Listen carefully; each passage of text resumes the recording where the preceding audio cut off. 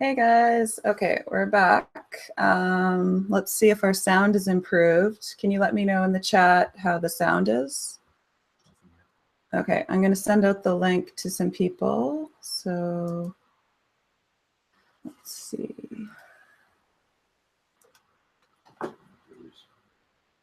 Okay, so just copying and pasting the link. Paste. Okay, so now to the Facebook group. Yeah, you sound good. And let's see if we can get everyone back in here. Okay, sorry about that, everybody. So let's see. Okay. Okay, so the sound is better now.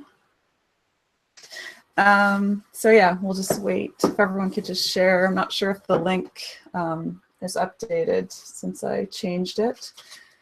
But anyway, yeah, as we were saying, thanks again last week for everyone watching and sharing, and I think getting our view count. We're almost up to 8,000 on our women's episode.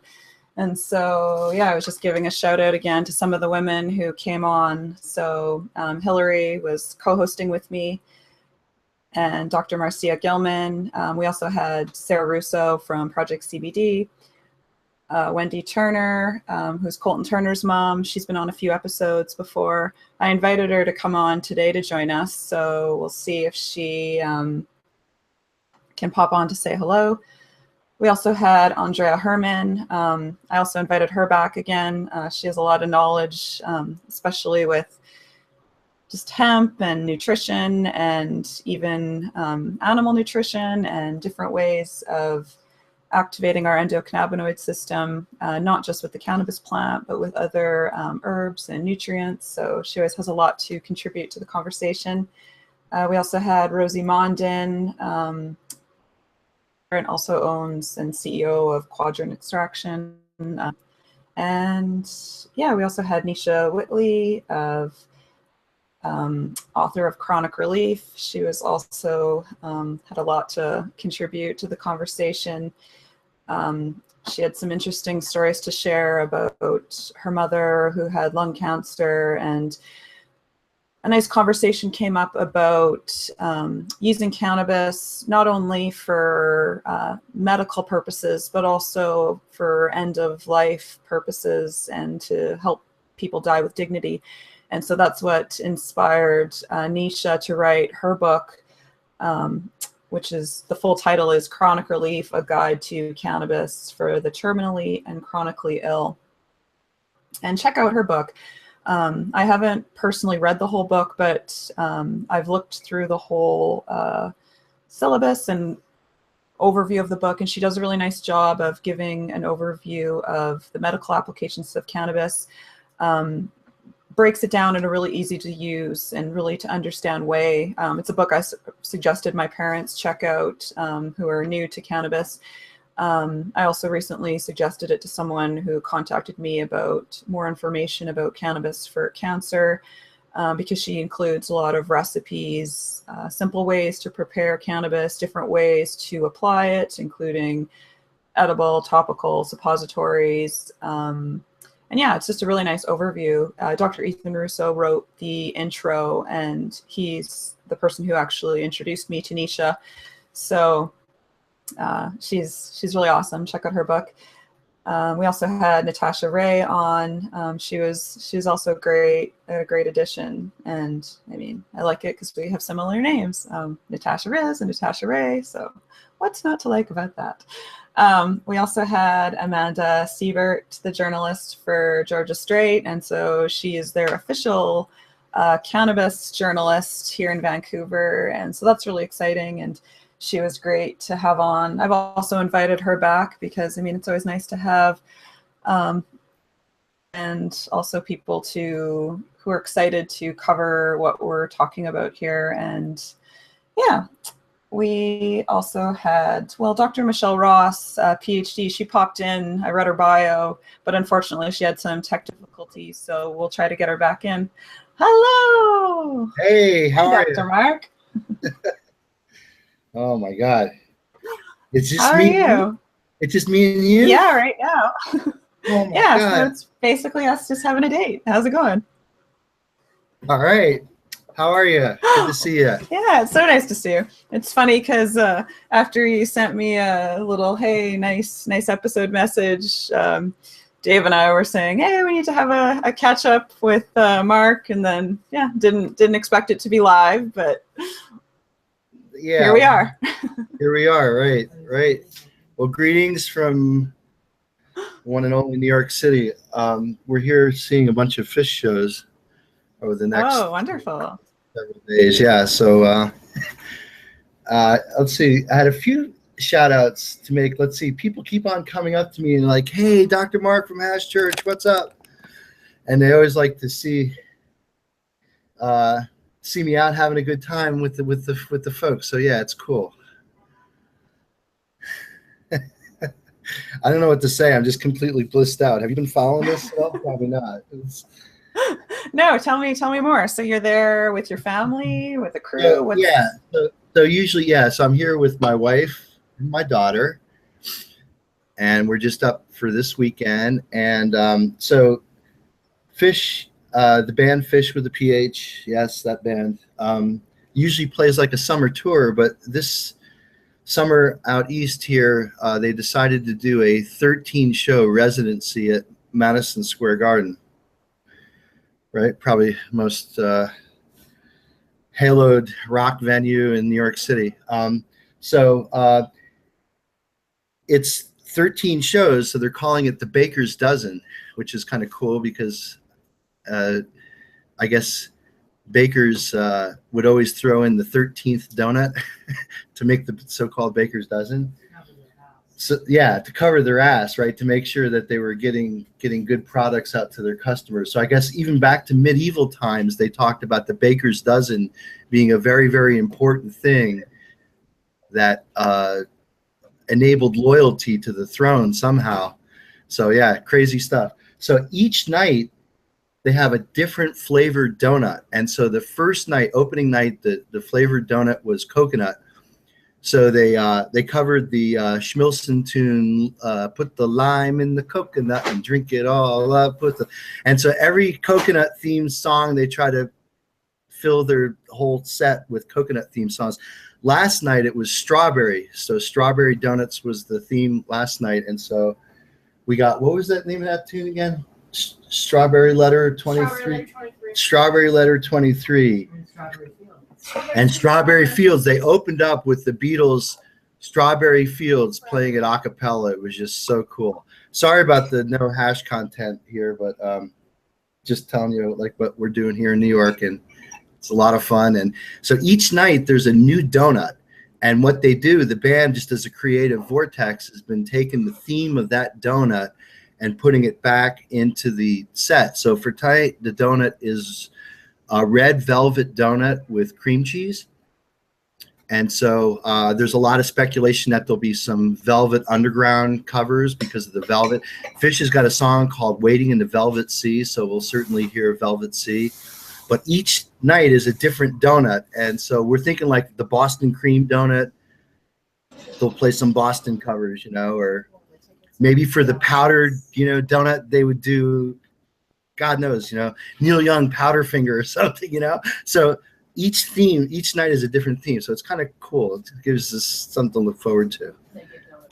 And they give donuts away too.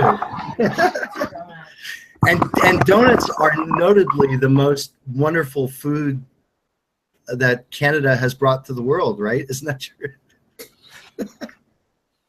What's going on, everybody? Hey, Marcus. How's it going? We can hear you pretty good. How's your on your end? There's a little bit of an echo, but that's just because Sam, I think, is not muting his mic. Yeah, I just muted. I think we've got everyone muted. Okay. And did we get Brian from Vital invited? that I email that I sent you? him, yeah, I got him the email. Let me Says he make hasn't received it either as Dragonfly Medicine. They're both waiting. Oh, okay. I'll Would you send like it me again. to try? Okay. Here, I'll try sending it one more time. One moment. Take the floor and I'll resend them. But yeah, tell us Okay. what you're up to and I'll work on that. Well, we are here in Montego Bay, Jamaica.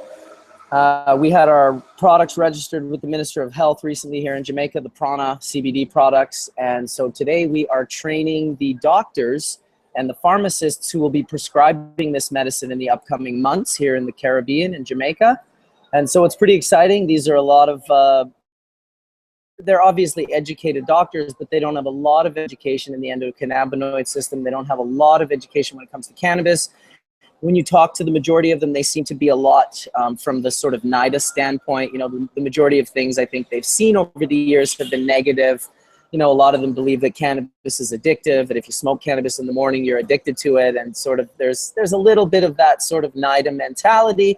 But at the same time, when you talk to them, they're very receptive and open to education, to proper information, and they're intelligent people. So I think it's going to be a pretty exciting day. Tony has built an absolutely stunning deck. It's about 65 pages long, going through the entire mission of our company, from John Burfello's patient story, this guy right here, yeah, that's the guy, to the processing history of our company, to the history of even the master breeder himself. You know, everyone's represented. We're trying to build a pretty cool little thing, and we're just getting that much closer to making Jamaica a reality where our company can be here and actually be producing wealth for the country and for the company. Hey, welcome, Brian from Vital. Good morning. Good morning. Sorry it took me a minute to click in. Always technical issues here with me. Yes, well, you know what? When I'm in Jamaica, it's always technical information. I think I'm literally sitting above 4 blenders right now. Like, look at these guys are like blending like crazy. It's a blend Nice. party over there. I need to set up the dab bar for real. I hope my background noise isn't too loud. Let me know. I'll try to keep my mic muted as often as possible. Yeah, same here. I changed headphones, so hopefully these ones don't have the feedback like last time. No, you sound good. I can't see, but that.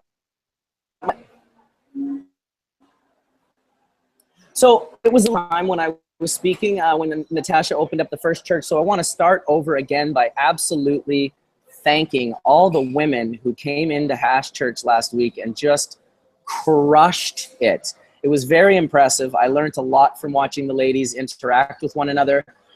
I've always felt like any type of pause is like not good and we shouldn't have them. But after watching the ladies and having, they will talk and then they would all stop and there'd be like,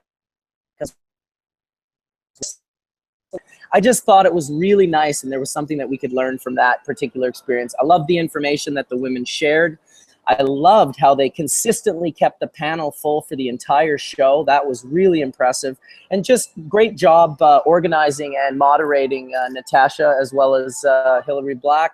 You guys both did a stand-up, bang-up job, and everyone, I can't even name them all, but it really was an impressive church, and we're definitely going to get more of those women back. And we'll try to do some more all-women panels because I think it's just good. I think it's unique. I'm not into segregating. I'm not into, you know, keeping certain people out, but I think that the woman panel, the all-women panel really, it impressed me. I was very impressed. Well, thanks. That was it was fun to do, and like I said on Facebook, like, thank you for trusting me to take over, and thanks for, I mean, we put that together in a week. That was very even a last minute show. Just I threw it out to all my contacts, and yeah, for anyone who feels like they weren't included, please, like, we're going to do this again. This was just a last minute thing. Even really, I was overwhelmed with all the women that could take part. And yeah, it's not about the women taking over or anything like that. It's about, as Marcus said, us joining you guys, let's do this together. I've even invited some more of the women from last week to come join us today.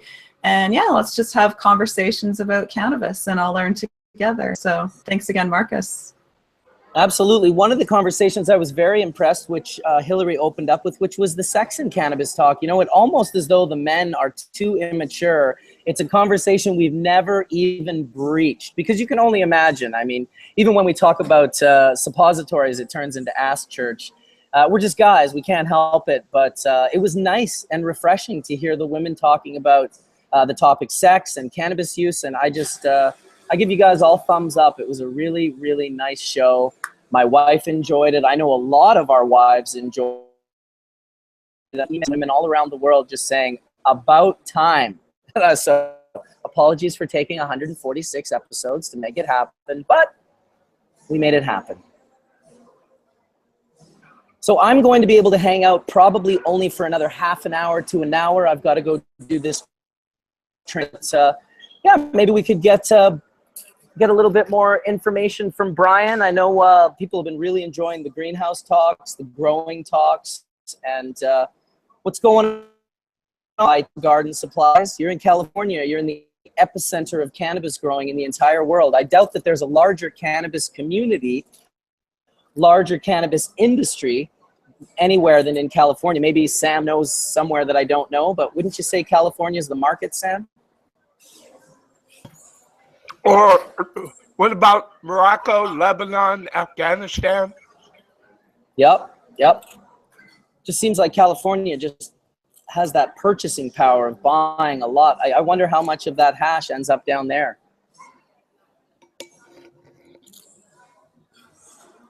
All right. Bong rip. Bong rip. Hey, how about we start by giving a wonderful happy birthday to His Imperial Majesty, the conquering Lion of Judah, Emperor Haile Selassie, born on July 23rd. God, what was it, 1868 or something? He was a long time ago for sure, but props to all my Rasta brethren. Yes, sir. Yeah, Jah Rastafari Selassie, and props to all my Rasta brethren that use him as a guiding light in their lives. Yeah, give thanks. Give thanks. You guys are down in Jamaica right What's now. that? Let's get some. Are you able to hear me? Right now. Oh yeah, I can hear you. Perfect, Brian. Okay, good. So Jamaica, you guys are having fun?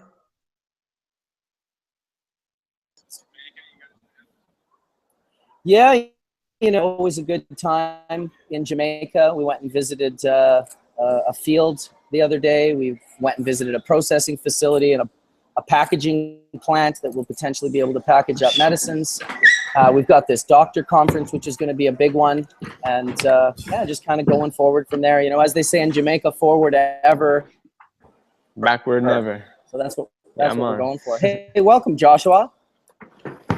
Hey, family. Hey, guys. Hi, Joshua. Hi, Kelly. How you doing, bro? Hey, how you doing, from Brian? Dragonfly Medicine? Yep, Dragonfly Medicine in the house? we got it. Dragonfly Earth Medicine. Hey, look at that. Representing. A little choppy, kind of can't hear you, but I'm sure technical difficulties fixed here soon. You can use your best. You're kind of breaking up a little bit too, Mark. Just reading the chat.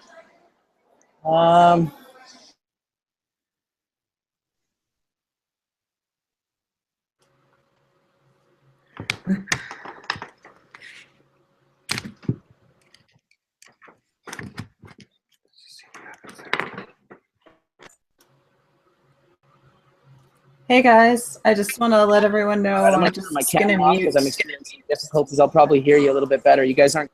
Oh, sorry. Just hold on. Let's bring Marcus. I just can't hear you. Can you hear me, Natasha?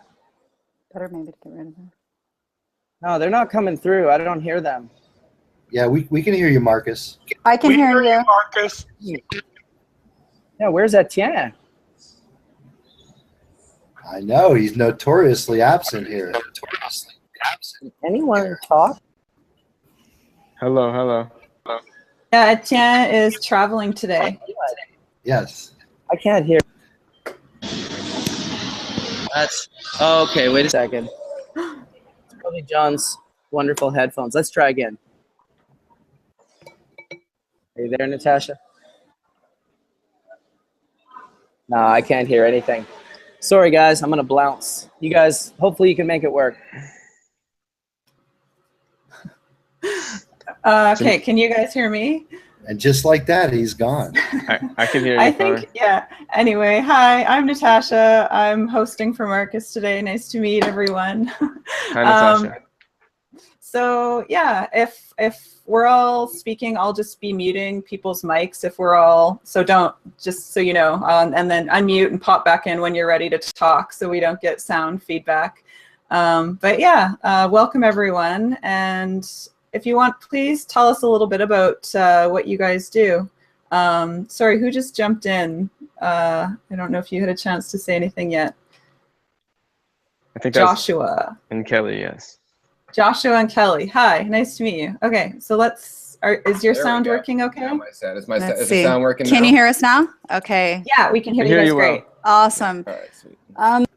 Kelly, and we're from Dragonfly Earth Medicine, and we own a inoculant company in both Canada and the US and also Europe, but primarily we're 27 years cannabis farmers up here in BC, and we've just done a lot of education with organics and living off the land closed loop systems, really learning how to grow cannabis without anything, without any help other than Mother Nature.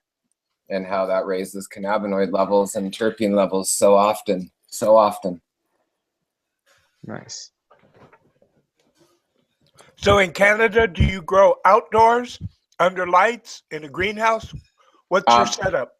Primarily in interesting greenhouses and outdoors. So you've been growing in greenhouses for 25 years? No, we used to do guerrilla grows way out in the bush, and we started growing in greenhouses once I got our medical license about 7 years ago. I mean, we've grown every way in the last 27 years kind of thing. You know, for 27 years, like the first garden. So, you know, it wasn't like we jumped out into big greenhouses. Yeah. But yes, over the course of time, we've lived on this land for 11 years and made an amazing thing. So, yeah. Tell us more about the inoculant. Okay. The inoculants are basically made out of different herbs. So I am a healthcare provider. I work with women and children in the third world, as well as I'm a cannabis farmer. So I'm a midwife, as well as I have a background in naturopathic medicine. And I've always gone to disaster relief zones to help women and children out, like after Haiti, after the tsunami. And we utilize what's around the area to help bring nutrition to the women and children. So a lot of times when there's a cutoff or you can't get supplies that you need in zones and areas, which is a lot like what we're in BC, we utilize the natural herbs to get vitamins, minerals, our trace minerals, And then we to help boost the immune system. So our entire herbal inoculant is based off of health and well-being for women primarily. So it's a pregnancy tea blend, actually, and then you add different fungi and bacteria to it, make a brew, voila, it just happens to be amazing for cannabis plants as well. And over the course of the years, by working with women and pregnant women, along with plants and herbalism and mycology, you can see the placenta change, you can see the women change, you can see the health of the baby change. You're working with malnutrition human beings that live a third world life, and you're giving them simple vitamins, or even just telling them to drink the moringa tree more or eat the tapioca greens more, and you can see how the placenta changes and all of the vital signs change and everything's great. And then we're growing herbs and plants the whole time to create the medicine for the women, and then we're starting to treat the plants like the women, and then we started realizing, you know, the beauty of using plant medicine on plants. So, and then watching the health of the plants change due to it. And then we lived far away in the mountains up here, so it was a bit of a necessity. And so we just dropped out of society essentially for a really long time and just did our work and did that work across the world and here. And then we started our Dragonfly Earth Medicine 10 years ago now. So it was 10 years ago we made our first product, which was Lush Roots, our mycorrhizal inoculant based off Southern Oregon and the monumental growing that happens down there and the mythical, amazing families that have been doing it forever, along with Northern California. You know, the myco teas back in the day were a big kind of like thing that jumped plant health up a lot. So we started on that level and then started working with herbs and bacteria. So it's been a long process, lots of different steps into trying to find health for soil primarily, and it just so happened that it mimicked health for women and children as well. That's really interesting. Can you tell us a little bit more? You mentioned you also put some other herbs that were good for the immune system. I'm interested in the immune system, so Yeah. Can you tell me a little bit more about that? Yeah, well, for our vegetating plants, that didn't work, sorry. For our vegetating plants, we do nettles, horsetail, alfalfa. We utilize wild yam because it's also a natural stimulant for hormones as well. Let's see, we've got burdock root in there. We work with a wild turkey rhubarb root. What else do we use? Comfrey, spirulina, raw cacao. I think that's about it. And they're all sort of interblended in there. You add the bacteria, then you add it into a brew or as a top dress into a soil.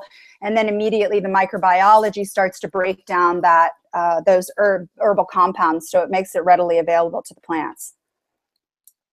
How did you choose your microbes? Did you choose like microbes to be broad spectrum, or did you choose some specifics for specific purposes? We primarily chose them because they're organic. So, you know, the basis of our product is all definitely organic. We go all the way down the lines to try to find out exactly, you know, where our herbs come from, whether it's wildcrafted or we go to the farm itself. And it's human grade organic, not for use in agriculture organic, which we'll get into later being a big difference.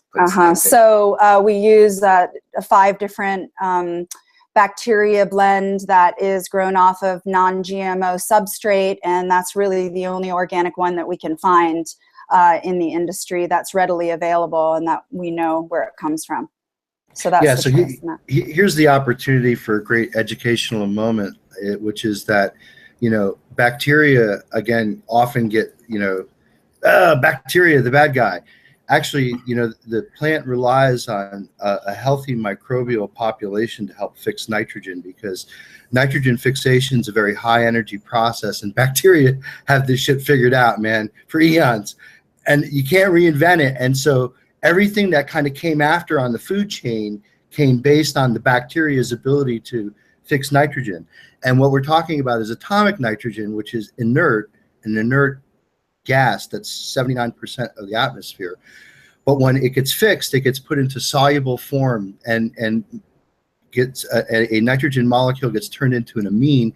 And the amine are like the amino acids, which are absolutely essential building blocks for proteins for all living organisms. And so again, if you try to fight bacteria, I mean, I'm not saying that, you know, again, the guy who doesn't wash his hands after using the lavatory, or, you know, doesn't have good sanitary hygiene practices, bacteria, there's a whole host of good ones and bad ones. And I think we have to, you know, use this as an educational moment to let people know that not all bacteria is bad.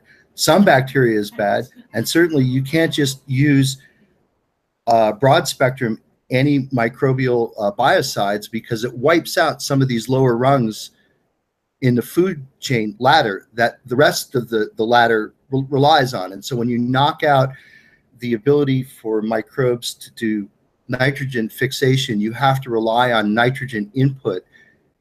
And now you're talking about fertilizer. So again, I think what you're doing is really great. And I think we have to figure out a way that we can use Mother Nature's chemistry set, which has had the time course of evolution to sort of unfold and reveal itself to us. Right?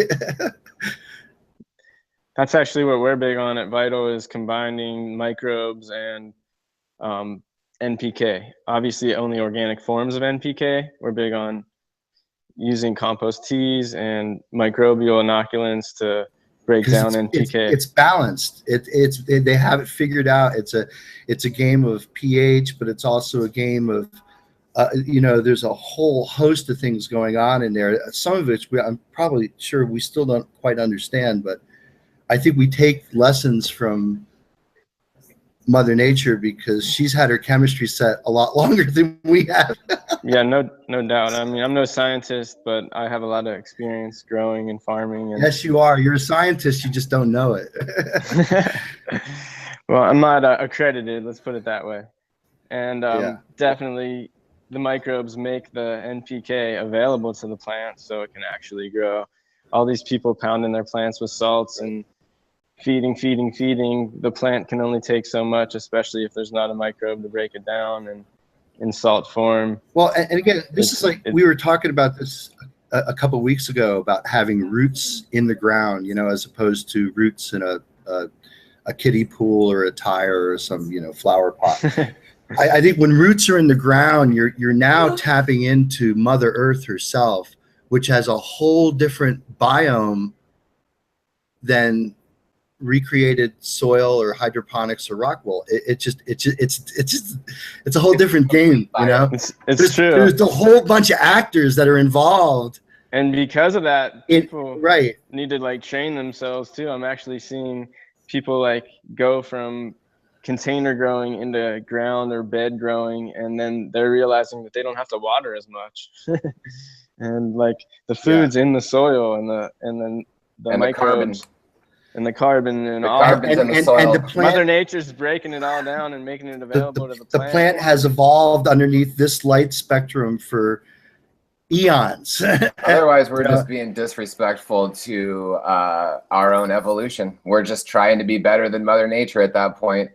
And well, the I think reality of that's NPK where we're all scientists, right? We can take from Mother Nature what we can learn and share it in venues like this, so we can get people thinking at a higher level of you know, knowledge, which is great. Yeah. And, you know, you talk about putting plants in pots or, you know, in kiddie pools and stuff. And now we're really starting to realize through observation is that cannabis is a social plant. They like to be planted next to each other. They like to speak to one another. They like to share what's going on with one another, not only in their upper leaf and canopy section, but also in their roots. So this idea of separating root zones just isn't really good for the health. Not only is it not good for the soil, the microbial breakdown, but it's not good for the plants as well as their uptake. We've been doing a tremendous amount of research on CBG because it's the one thing that we're really looking for. You know, CBG is that amazing catalyst. So a lot in our genetics here, we find that CBG is going up higher with the same genetics, the same soil, everything is the same. But if we're planting the two plants next to each other, we're realizing, you know, where the roots can intermingle and the roots can have communication, that the CBG levels along with all the other cannabinoids are going up. And also, we do know for a fact that trees communicate within different species, like out of their own species. They can get, a pine tree can get sugars from a birch tree, or, you know, I could come up with a bunch of different trees. So why wouldn't a cannabis farm continue communicating with all of the flowers and trees around it? And I mean, it's a beautiful thing at that point. It's called quorum sensing. Quorum sensing and chemical ecology is the way by which bacteria sort of communicate with one another, and it's a language of chemistry, which makes me really appreciate it. Good. Yeah. But I think mycorrhizal also is a good way for plants to communicate through one another. I want to go back to a point you brought up about high CBG strains, or you're seeing prevalence in high CBG. So let's dial Sam into this discussion. So Sam, that basically means that they have a downregulated synthase that's not able to process the CBG into its productive end use product. Well, maybe more productive end use products, THC and CBD. So I wonder if there's a mutant or a variety somewhere that we could identify based on a loss of synthase expression genetically. And so what that says is that you're backing up the cannabinoid pathway after that first crucial carbon-carbon bond formation between allyl acid and when it first gets prenulated. And so that's the formation of CBGA, which happens. And so it's a sort of the stem, what they call the stem cell cannabinoid, which I think is funny. But why wouldn't those, so are there mutations in those varieties where we can actually examine why the synthase is not sort of keeping up to produce CBD and THC from that? Because there's technology where they can actually do the CBG in yeast, which is, scientifically an extraordinarily achievement. I don't know why you'd want to make CBD or CBG in yeast. But maybe, again, when cannabinoids get more accepted as just mainstay vitamins and nutrients for the human diet, they'll be making CBG in yeast, which can then go into a variety of food and perhaps other products for human consumption, just to start to get CBG in the diet. But yeah, I just want to get Sam's input on the synthase. So why would those synthases sort of not, I mean, could we look for like the same type of mutant that you see in skunk 1, which has a dysfunctional CBD synthase? And I missed the other part of it because I was in the other room looking up a bacteria which is prohibited from Australia. I was just curious what it was. And so I didn't hear the beginning part of your question. Well, we were just talking about high CBG varieties, and does that basically mean growing it from yeast does not make any economic sense when you can develop varieties which yield 10% by dry weight, and yeast yields less than that, and they are not really doing it yet. Right. Isn't the whole point of cannabinoids that they work together? What's the purpose of isolating one of the cannabinoids without its whole family near it to actually? Well, I can tell you one really positive thing. When you smoke THC with the right terpenes, what other cannabinoids do you actually need? You don't. If you want to get recreationally high from cannabis, you want THC. You don't want any other cannabinoid. Sam the Than Stoner. THCV, actually. I'm more interested in a little THCV not. mixed with my THC. If you smoke CBD with THC, it delays onset, reduces peak experience, and makes it last longer. But who wants something to last longer that's not as good? Hey, who says it's not as good? What, does it have to be potent to be good? That's not Well, real. I'm pretty good at judging this. I mean, I'm sure of that. to be So all balance on the other honest, side. There's a time and place for all. Full spectrum of cannabinoids. Not for recreational use, maybe for some medical use, but for recreational use, that's not true. Recreational is medical. No, that's what you think, but it's certainly not what I think. Well, the whole entire reason that we're sitting here right now with the ability to talk out in the open is because of medical and the beauty of the cannabinoids and the plants. So why does it change when it's recreational? It's the same. If it's making me feel good, why isn't that medical? If all of a sudden I'm having a really shitty day, I'm smoking a doobie because it makes you feel recreational, makes me feel better, I'm going to think better medicine. thoughts. Why isn't that medicine? You're agonizing your CB1 receptors, which is the most prevalent receptor in the human brain. And so that's not a happy accident. There's a reason why we feel so good when we enjoy cannabis. So it's the lock fitting in the key. And we just dumped a lot of keys and we have a lot of locks. All those locks. Yeah. By any chance, have you guys, for recreational purposes only, forget medical just for the moment, and for recreational purposes only, have you ever smoked a pure THC and then added one by one the other cannabinoids and seen what the difference is? I have. That's not a doesn't goal. make THC better.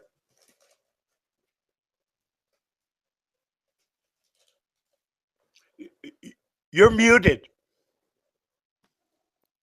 We didn't hear that. I didn't hear the last part of it. We did. No, we don't. We've never done We what you haven't had done asked. that because we like.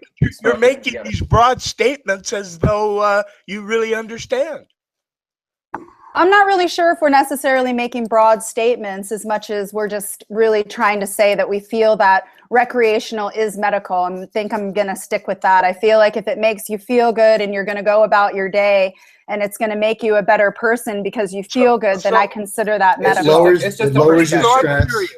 You're saying that there's not one recreational user out there that derives no medical benefit from it or is seeking any medical benefit. Not one in the whole world. I don't know where we're going right now. Yeah, I guess I'm a little confused where we're headed. I think he's just trying to say that for recreational purposes, what you need is THC and the correct terpenes. You don't require the other cannabinoids for recreational end use. Okay, that's your perspective. I get it. That makes a lot of sense. It's one perspective. Let's agree to disagree on that point, because I think you guys are coming at the same point. And I agree with what Sam's saying. There's some people who are consuming cannabis purely for, as he's referring to, rec purposes, i.e. to get high. But I also agree that feeling good, having that mood elevation, even that escape. CB1 agonism. CB1 agonism. You can't stop it. Yeah, and I mean that, to me, I agree. I feel that is medical, and I guess I don't think we need to separate the two. But I get what you're saying, that there are purely. You could say it's recreational if someone's just taking it with that intention in mind, but why doesn't that also have a medical? Why do we have to separate? It's an herb. If people drink alcohol and it makes them feel good, is that medical use of alcohol? I think there can be medical. Yeah, sure, I totally agree. Absolutely. Medical Absolutely. application. Well, I don't ever drink alcohol because I consider it. Yeah, it's just not for me. It makes me stupid. That's the beautiful thing about But humans. low amounts of alcohol. But low amounts of alcohol are a very potent anxiolytic and help reduce anxiety very, very effectively. And so if you don't consume alcohol that often and you use a small amount, it can be very effective for reducing anxiety. So it definitely can have medical applications. But what you're talking about is when people are consuming alcohol every day, often, of course it can have bad issues. Anything can be abused. And cannabis consumed daily for stress relaxation, to help with anxiety, isn't going to have the same additive problems as something like alcohol can have. Whereas alcohol, once in a while, can be okay. But yeah. I absolutely agree with you. Cannabis is not a toxic poison. Alcohol is. Absolutely. But we can't deny that low doses of alcohol do have medical applications. And I mean, even alcohol topically, alcohol for other things, it is a medicine also, but it is a poison. It's all in the dose, right? It's the healing of the nation, cannabis. But I mean, I'm always going to say people should choose cannabis to relax over alcohol because it's safer over the long term. I agree. Absolutely.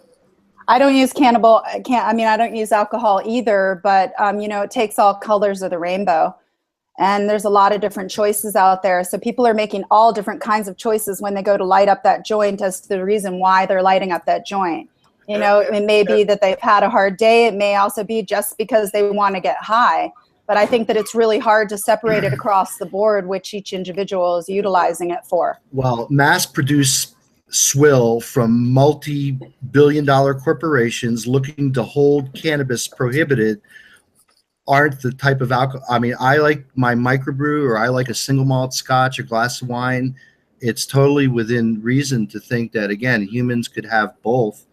And, you know, Sam, we love your perspective, but I think, again, we all know that the reason why we feel so good is because there is a biological action in the brain. Call it, you know, whatever you want, but it's also adding to the fact that we're putting a lot of fat soluble antioxidants into our adipose tissue, and that's slowly released over time, which gives a very prophylactic effect over reactive oxygen species, which often form free radicals that can start causing mutations like cancer and whatnot. So the fact that you're basically ingesting cannabinoids, which have an endogenous system within our body to regulate. I mean, think about it this way. The body's pharmaceutical company is the endocannabinoid system, right? And so part of it is our through health. We've talked about this on Church Health, and also use of cannabis. We're fortifying those, immune systems that, again, have evolved over the time course of evolution in humans. Who are we to second guess it? Pharmaceuticals want to, give you a pill, and again, the mentality is, oh, if I'm sick, there's a pill. I could just take a pill. And it's, I think cannabis provides a different option to provide wellness to yourself. And whether you think you're doing it recreationally, well, yeah, I'm doing it recreationally right now because I'm in New York and I'm hanging with my bros and we're all recreational out. We're at the fish show. We're going to throw down and we're all recreational. But the beautiful thing is, while we're being recreational, the molecules going into our bodies are protecting us from cancer, are helping our bodies regulate the immune system in the way our humans were designed. And all of this all has to do with, again, your own perspective. So from San's perspective, hey, humans are doing this recreationally because I want to get high. I want to achieve something. But whether you're achieving that for that reason or not, like it or not, your body is being flooded with molecules that are probably going to save you from things like glioblastoma tumors. I've had a friend pass away from glioblastoma. That's the aggressive form of brain cancer that they just announced. I think, who's it? John McCain, one of the U.S. senators, anyway, came down with. But the point is that our prolonged cannabis use has basically put CBD and other antioxidants, which are very, very important molecules to regulate reactive oxygen species. And so I do believe that a prolonged cannabis use basically helps protect the brain over your lifetime. And your brain is an extremely important thing. It's kind of like your hard drive. You don't have a brain, you're fucked. So you're basically putting medicine in. And even if you're doing it for recreational purposes, like I am in New York City, having a great time. Okay, I'm all recreational out, but I'm basically feeding my endocannabinoid system with these very beneficial molecules that'll help me stay alive and longer and be a little happier. I think most of us found cannabis in a recreational form originally, because most of us that have been around it so long, it was prior to any sort of medical research or any of that. So it's sort of a blessing that we fell into the whole cannabis world. And isn't it cool that we know what we know now? What it did. Oh, we were totally way ahead. It's a huge blessing. It's amazing. Back in pre any of these discussions, before, when everyone was still hiding behind closed doors, we were experimenting with it, and now we have this platform to really expand and help people. And or is it that we're just rediscovering what we already knew, which is really interesting, because I'm really interested in autoimmune disorders. It's something that I've been interested in for a really long time. And I'm starting to do a lot of research on MTHFR and realizing that, over half the population of Euro descent have this issue. And along with this particular type of mutation, which a lot of us have and don't even realize that we have, if we're producing things in our body that produce stress. So there's all kinds of toxins that come along with stress that actually can turn that particular mutation that a tremendous amount of people on the planet have right now, can turn it right immediately into an autoimmune disorder. So the idea of smoking cannabis or utilizing cannabis can actually bring all of our levels down. It brings our cortisol levels down. It brings down all of the hormones in our body, which actually help us have a stronger autoimmune system. Absolutely. Without it, I don't think I'd be able to do what I do. I hear it. That's why your name, Vital Garden Supply. You figured it out.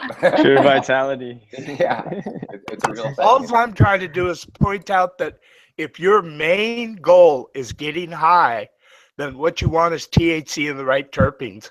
None of the other terpenes contribute to making you higher. CBD can delay onset, reduce peak experience, make it last longer if that's what you want. But it's certainly not what I want. But even going back to that feeling high, and even like when you're with your friends, when you're having fun, when you're feeling connected, when you're out of your ego mind, when you're in the moment, when you're calm, all those things help relieve stress, anxiety, and even, I mean, even if you're going on a psychedelic journey, that is still in my mind medicinal, because it's bringing you just different knowledge, different things. It's separating you from your daily just bullshit, and it's giving you something different to think about. It's giving you a change in perspective, which I think is very valuable. Don't you think more people smoke CBD with THC?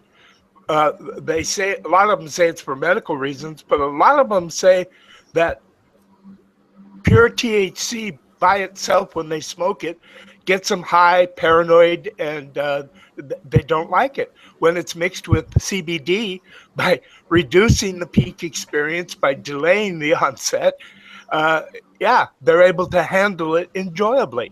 But if you want it for recreational purposes, the majority of the people I know that are really into it, they don't want no CBD with it. Yeah, and I mean, I'm a big fan of THC. I think THC has huge medical applications also. So I don't think THC is just for rec either. So again, a lot of people are getting. I agree. A lot of people are getting the CBD as a bonus, and they don't even realize it. Exactly. That's right. Yeah. Well, And a lot of people. I understand that some people feel it's a bonus, but you need to understand that some feel it's absolutely negative to the high. Actually, Yeah, and I think it's all for some colors people of who are. Sorry, Beth, go ahead. No, go ahead. Go ahead. I was just saying all colors of the rainbow, because the truth of the matter is that we're growing a 1-to-1 here, and it's about a 12% CBD to THC. And honestly, I can't smoke it unless it's time for bed, because the CBD mixed with the THC in my particular body chemistry makes me way more high than if I'm smoking a 27% THC. And So, you know, it's really individual in how it is that you're feeling. And we need to be respectful to the concoction of 100 other cannabinoids that are available in there and how it's coming There's not together. 100 other cannabinoids. Okay. I mean, how many? Yes, there's lots of. well, there might be close to 100 that they've discovered in the last. I mean, there was 70 or 80 for the longest time, but they keep finding ones. But you can't help but wonder: are they truly produced by the plant, or is it a result of analysis on the fact? Yeah. I have a really good point. question. Is it medicine when we don't know about it? You know what I mean? Does it take Sure, it can science be. to like bring It can light be, to it so that we can actually understand it? I think that in our bodies, we're like, we're feeling all these different cannabinoids. So to say that you're smoking like just THC or just CBD is rarely ever the case unless it's an isolate. So it's always going to be different. Well, after looking at reports in THC and CBD levels of cannabis that I've been smoking for many years, I'm like sometimes surprised to find that there's more CBD in it than I expected. And I think some of that goes back to how it's grown and many other different things as well. So sure, this conversation is kind of getting crazy. Anyway, that's my I two wanted cents. to mention one thing about autoimmune disease. When you're saying that, you know, these other cannabinoids are good for the immune system or whatever, hey, most of these autoimmune diseases are caused by an overactive autoimmune system. So that's the last thing you want to do is stimulate your immune system. No, but there's a lot of the cannabinoids and even terpenes that don't stimulate the immune response, but they suppress the immune response. So for instance, CBD suppresses immune cells in a good way. And I mean, they did early studies trying to show that this immune suppression was dangerous, and they tried to spin it that way. But for autoimmune diseases, I think the way that it can modify the immune response is protective. I'm pretty sure the other lady, excuse me, I don't know your name, but she said that CBD strengthens your immune system. Well, Immune system. Yeah, but I mean, strengthens can mean a variety of things, and so I would say it balances. It keeps it under control. It helps suppress overactive immune responses, and I mean, this has a lot of evidence just in people who are using it in their day-to-day I uses. honestly The believe clinical you're saying evidence the is quite exact there. opposite of the other young lady. No, she's saying exactly the same thing that what I was saying. I wasn't actually isolating CBD, saying that that's the only thing that we're looking for as far as an immune response. What I was saying is that feeling good helps stimulate or suppress the immune system, because feeling good in our emotions is an adaptogenic emotion. And whether you're feeling good or whether you're calm, these are things that can both help your immune system, whether it's suppressing it or stimulating it. That's what I And was the immune saying. the immune system is very complex, so we can't just say suppressing or increase is a good thing. I mean, yeah, so like if we could be both stimulating and suppressing the immune system, it depends which branch or which cell we're talking about, because there's certain early immune cells that are very critical if you had something like an invading pathogen or a microbe or some like a bad bacteria. You want those early immune responses to be there and active.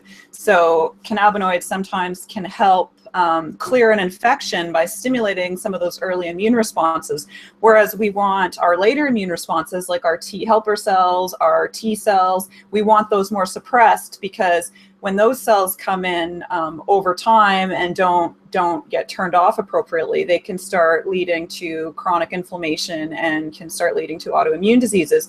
So we also have to consider what part of the immune response we're increasing or decreasing. And then we also have to consider that there's some immune cells that, I mean, when we think of a neutrophil out of control, it's basically like, you can think of it it's like a soldier with a machine gun. It's just killing everything.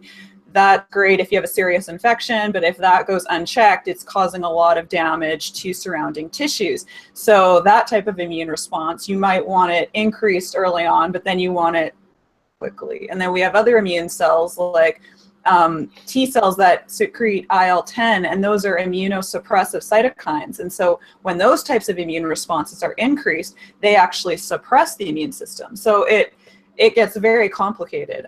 So again, we have to be a little bit careful what we mean when we're talking about how cannabinoids and these other compounds can interact with our immune system. Yeah. Well, Agreed. I'm living with a wife who suffers from an autoimmune disease, PBC, and the end effect of it is that you have to be very careful. For example, for a while with her medication, she was drinking grapefruit juice, and then it turned out grapefruit juice was making her medicines act wrongly. So you have to be really, really careful. And just broadly saying that the other cannabinoids are beneficial, I don't believe it. Wow. Well, there you go. What's PBC? Primary biliary cirrhosis. Oh, interesting. Yeah, and that's interesting you bring up the point It with was the grapefruit. bad enough that she had to juice get a new also. liver. Yeah, and it's a good point you bring up fruit juice and even some other citrus juices. So that's affecting your cytochrome P450 enzymes in the liver that break down drugs. Yeah, and so some of those compounds can affect drug metabolism. And so, yeah, you have to be careful. Whenever you're taking a new compound or a new drug, you can't just assume that everything you eat and the plants and the herbs that you're consuming don't have interactions with your medication. So yeah, it's important to look into supplements and how they can interact with drugs, especially if you're taking high amounts. Because what's also interesting, I recently did a 23andMe where you get your genetic analysis done. And one part that was really interesting with this test is they show depending on different genetic mutations that you have, so they're called SNPs, single nucleotide polymorphisms. And so it doesn't necessarily mean that your expression of that gene will be wrong, but it might be altered in a way. And so what they do is they show you some of these potential gene alterations you might have. And you can actually go into the system if you know what you're doing and see, you can actually look up, you might metabolize cannabis differently, or you might be breaking down your basic endocannabinoids like anandamide differently. So you can check out those kinds of things.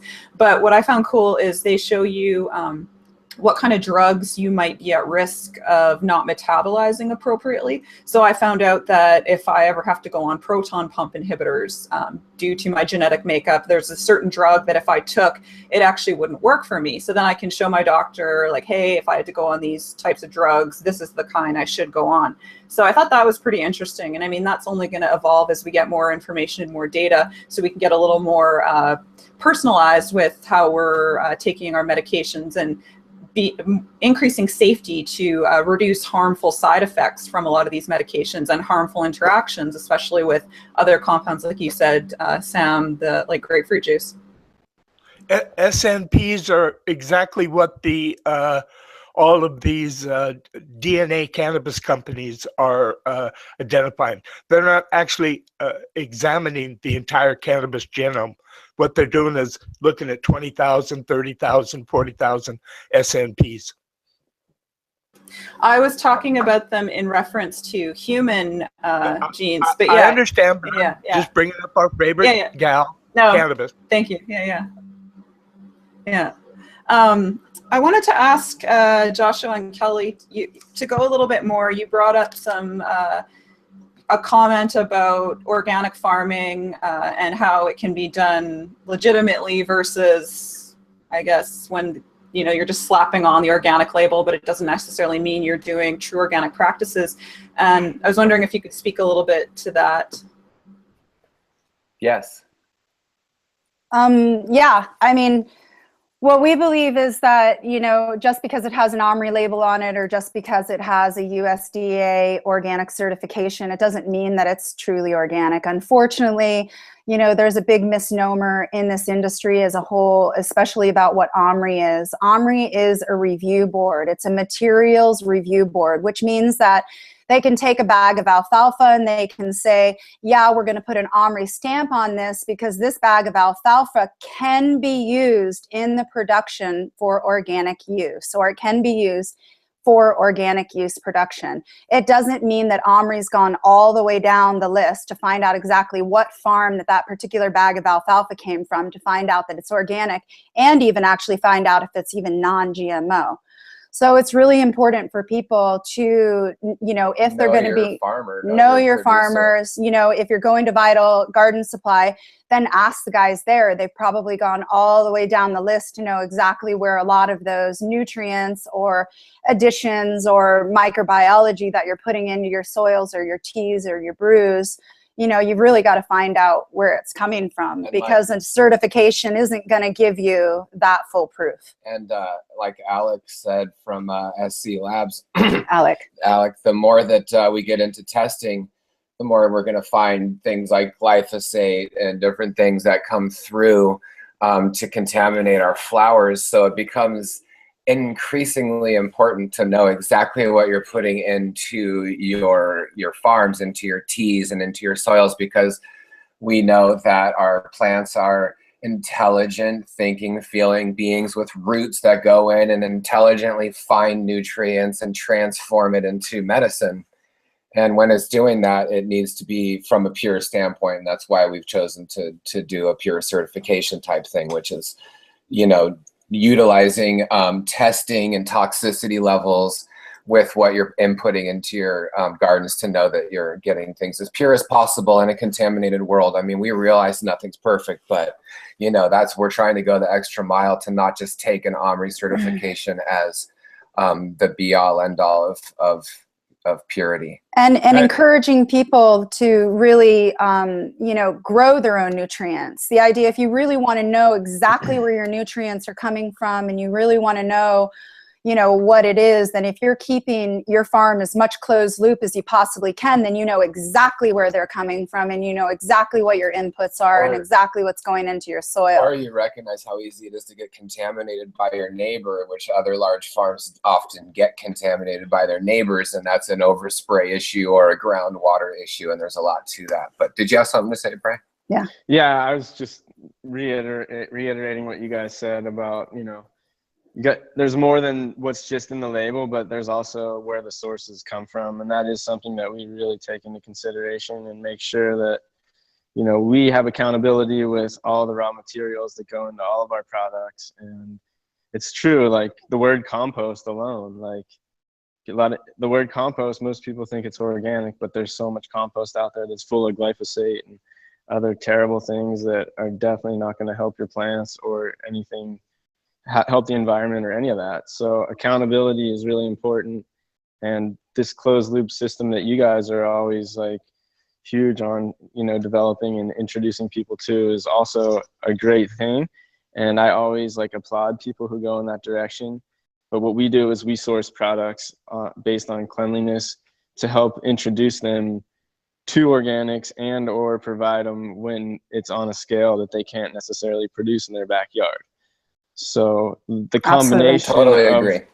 The combination of what you guys do and what we do, I think, is really helping propel people make that switch, because as you know, a lot of our customers, both ours and Dragonfly's, have come from a background of learning about 3-part systems and synthetic nutrients and sprays that take care of killing everything and so on and so forth. And now they're changing a mindset, and it's really good to see like a lot of, even I'm seeing huge commercial farms looking for organic certification. And I know the word certification scares some people, but it is a step in the right direction, and it is showing a sign of like consciousness. And to me, that's a step in the right direction, because no, it's not a perfect world. And if I see some large cannabis farm like going the extra mile and trying to get EnviroCan certified or Clean Green or even CDFA, that's California Department of Ag, certification, that to me just shows they're at least making effort. And in this imperfect world, effort goes a long way with me, for sure. Intention goes a long way, and we're finding a lot of people are moving back to the land, you know, in this time of expansion of cannabis gardens. And a lot of people come to us that really want to create systems that are more like an ecosystem garden rather than just a monoculture crop garden. You know, there's going to be all things happening. We know that there's going to be Central Valley, California, crazy blowout farms.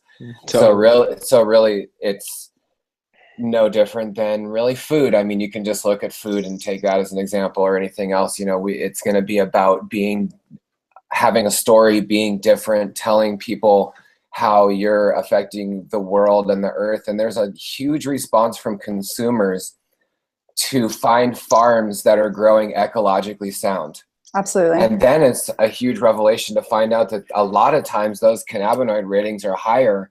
And we know farms that have been on synthetic regimens or even organic ones. Traditional organics. Even traditional organic farms, and then started using more ferments and started using more plant compost teas, medicines, more compost teas, and started realizing, whoa, when I built up my microbiology in my soil, I got higher cannabinoid ratings on clones that I've been growing for 15 years. Why do I have, we're talking 3% higher, 4% higher. Up to 7. You know, it's higher. Significant. And it's because of the plant vitality and its ability to produce more. So we're trying to move more and more away from, you know, the term NPK and moving more into just broad full spectrum. You know, you can't even put it. There's not enough room on the page for those minerals and nutrients. So the more we put more of that in there, the more the plant's responding by providing better medicine, more cannabinoids, higher cannabinoids. I do firmly believe in biodynamic organic gardening.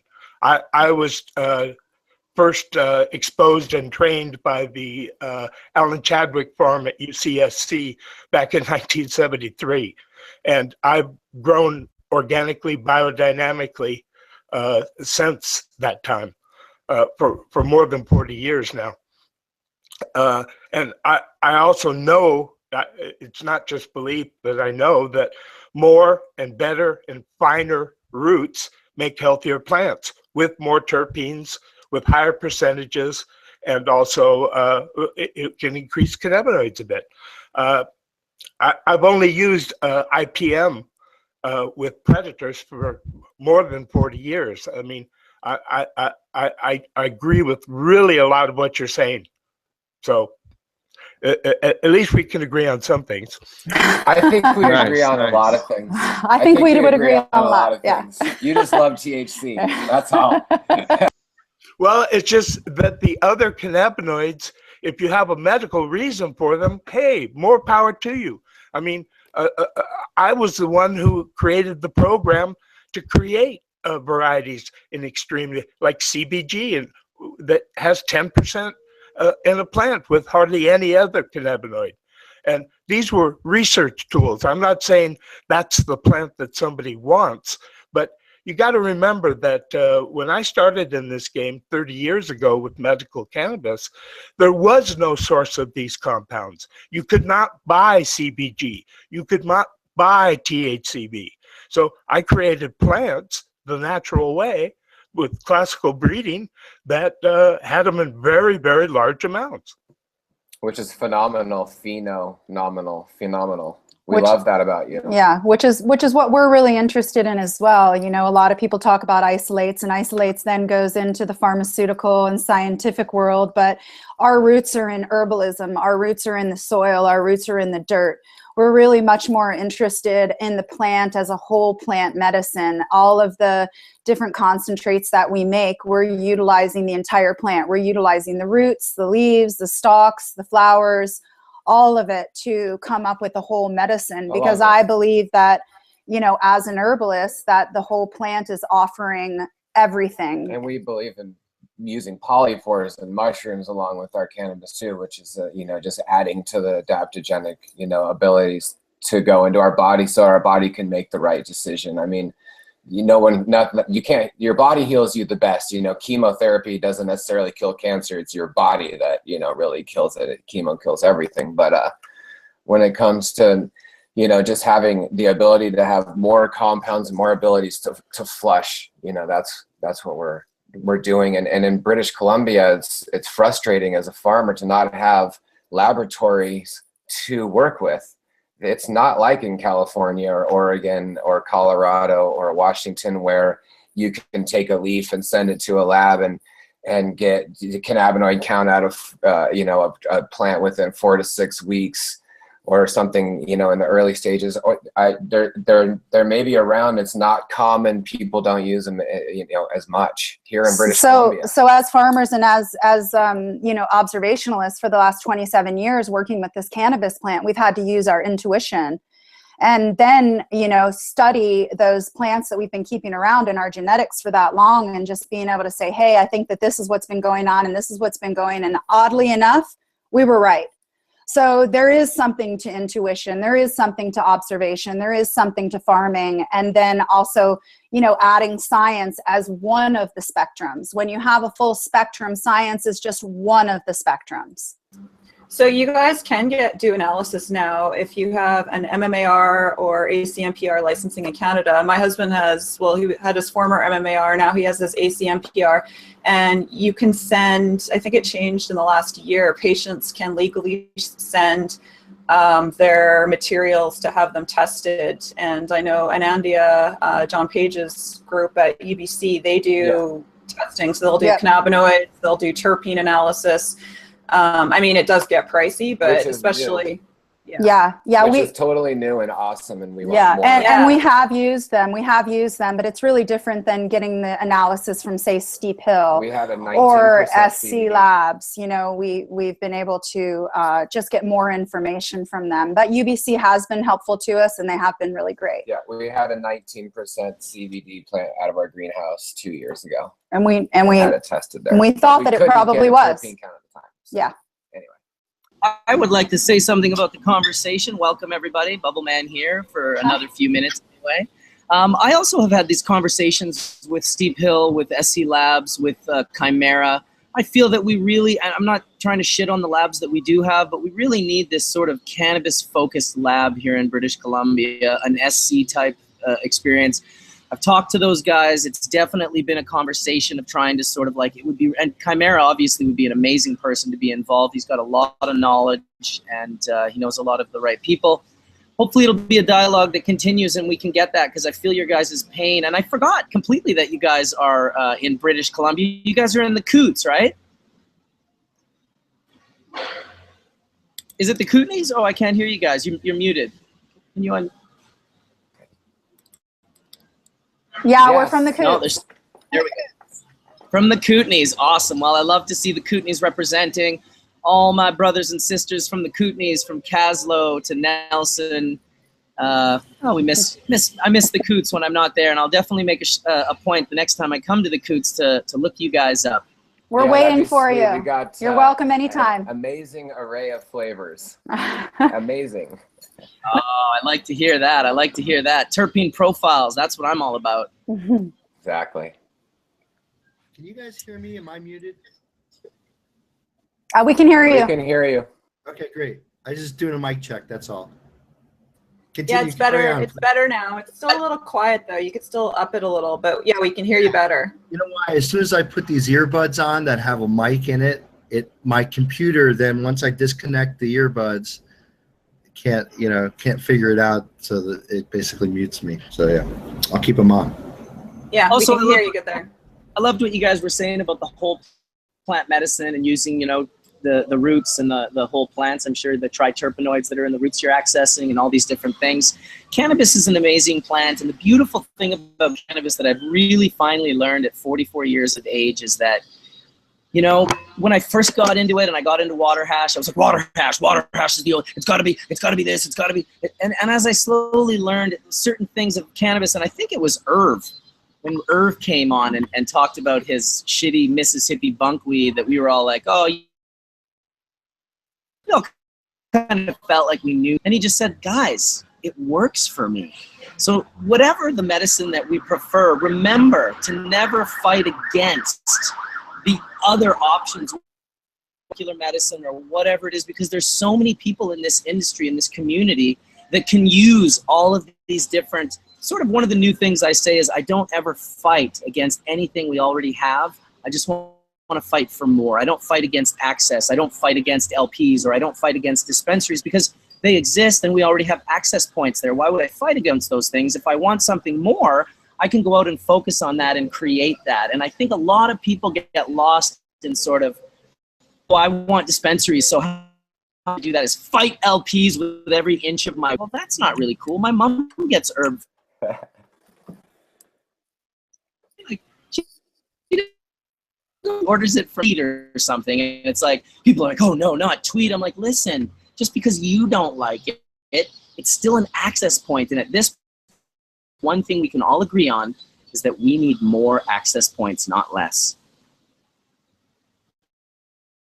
That's my 2 cents. I love that, and I want to just give you a lot of respect for upholding ice water and full plant medicine over all the years. You've been a big, huge proponent of that, and that's a really big deal. As you know, as the industry wants to jump into BHO and all these crazy oil extractions and whole farms going into it and stuff, and here's BC Bubble Man, doing all the plant medicine, whole plant extract. So big love to that. We appreciate that. Water and ice, water and ice. People would always be like, my kind of like my one big thing that I would say, they'd be like, well, I like this. And I'm like, well, that's cool. But I'm like, but would you drink exactly all life on Earth? I'm pretty sure water does, last time I checked. And that's kind of a neat thing. It was one of my focuses. Of course, water hash is wonderful. But at this point in time, it was a conversation that I had with Addison Demora from Steep Hill a while ago, and he just, he says, I know you don't like the BHO, and I know it's a chemical, and it's this, that, and the other thing, but he's like, man, I've seen this help, dude. It's why I've sort of stopped my energy. If I'm not trying to fight against anything that already exists, I would love for it to be cleaner and safer and better, but I'll focus on my solventless quiver, my dry sift, my wet wash, and the rosin, and that, along with terpene extractions, that'll be our little piece of pie that we can contribute. And there's all these wonderful other pieces of the pie when it comes to cannabis. Hemp is not just a plant that produces 50,000 commercial products. Cannabis is a plant that produces, an infinite amount of medicines. And with 180 terpenes, or 140 that have been categorized and 40 that have not plus, 85 plus cannabinoids, I think we can all agree that we have a long way to go. Hey, I wanted to mention something, Mark. You know, it's interesting to think you don't really need a lab. What you need is an HPLC, you know, and I guess you don't need these days really a degree in chemistry to understand how to use these. They're pretty hands-on and pretty easy to use. And once you have an HPLC, and I don't know how many samples you have to send to lab before you realize that, hey, I could have spent all this money rather than a testing lab with my own brand new equipment to measure these numbers myself and know what the plant looks like myself. And yeah, HPLCs probably cost anywhere between 35,000 used to maybe 40,000. But you know, if your testing costs are in the same regime, you may want to consider, rather than, you could still submit to third-party outside labs, but it's really great to have the instrumentation in-house, so you can get your own numbers. I love the idea of actually please. just, you know, starting a lab, like investing in a lab, getting together with Chimera and some other people, and maybe I invited SC Labs. I was like, you guys have all this knowledge. Why don't you guys come up to Canada? We'll get an SC Labs going in Vancouver. SOP up here. We can get the investment. We can buy the machines. We can get some people some jobs. And I just thought it was a good idea. I started the conversation with Steve Hill originally, and then Moody Labs, and have had the conversation a few times with Chimera. Just it's something Vancouver desperately needs. We have a big cannabis community, and it's just we're missing some really key components.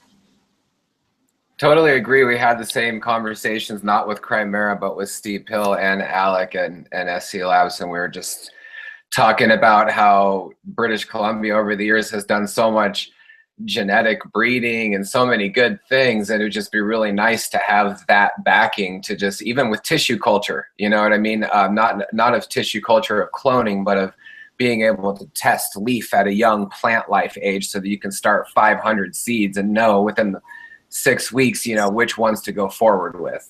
That's an amazing thing, you know, to progress our movement forward.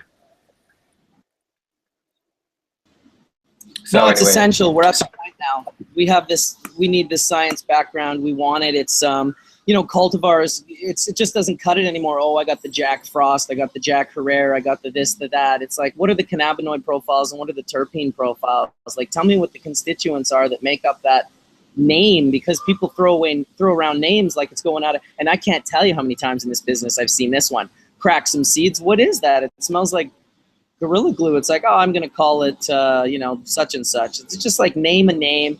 It's this weird connection to like ego where they're like, they want to feel like they were a breeder. It's like, you know, just let's go straight forward with the, when I first met Skunkman Sam, when I first met him, like, God, it's been 20 plus years now.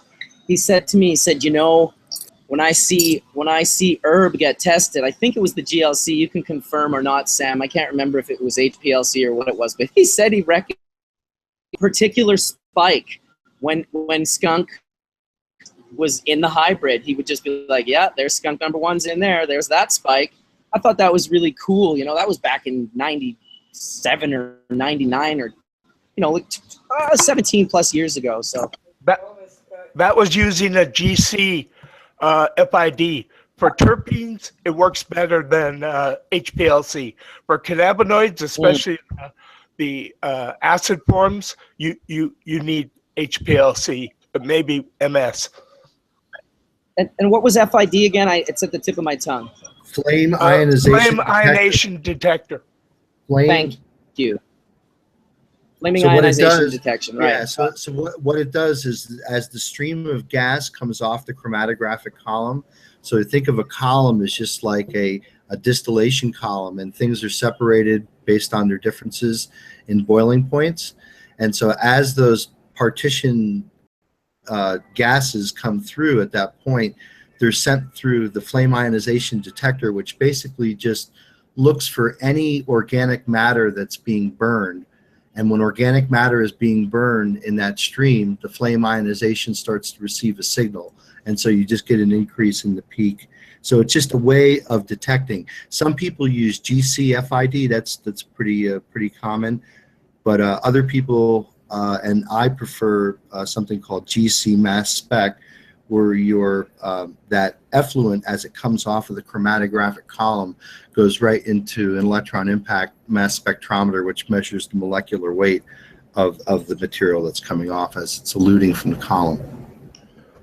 Mark, what's the price difference between GCMS and GCFID? Yeah, well, I can give you, so that I'm not endorsing this system, but I just recently, for a client, made a recommendation on purchasing the Shimadzu system.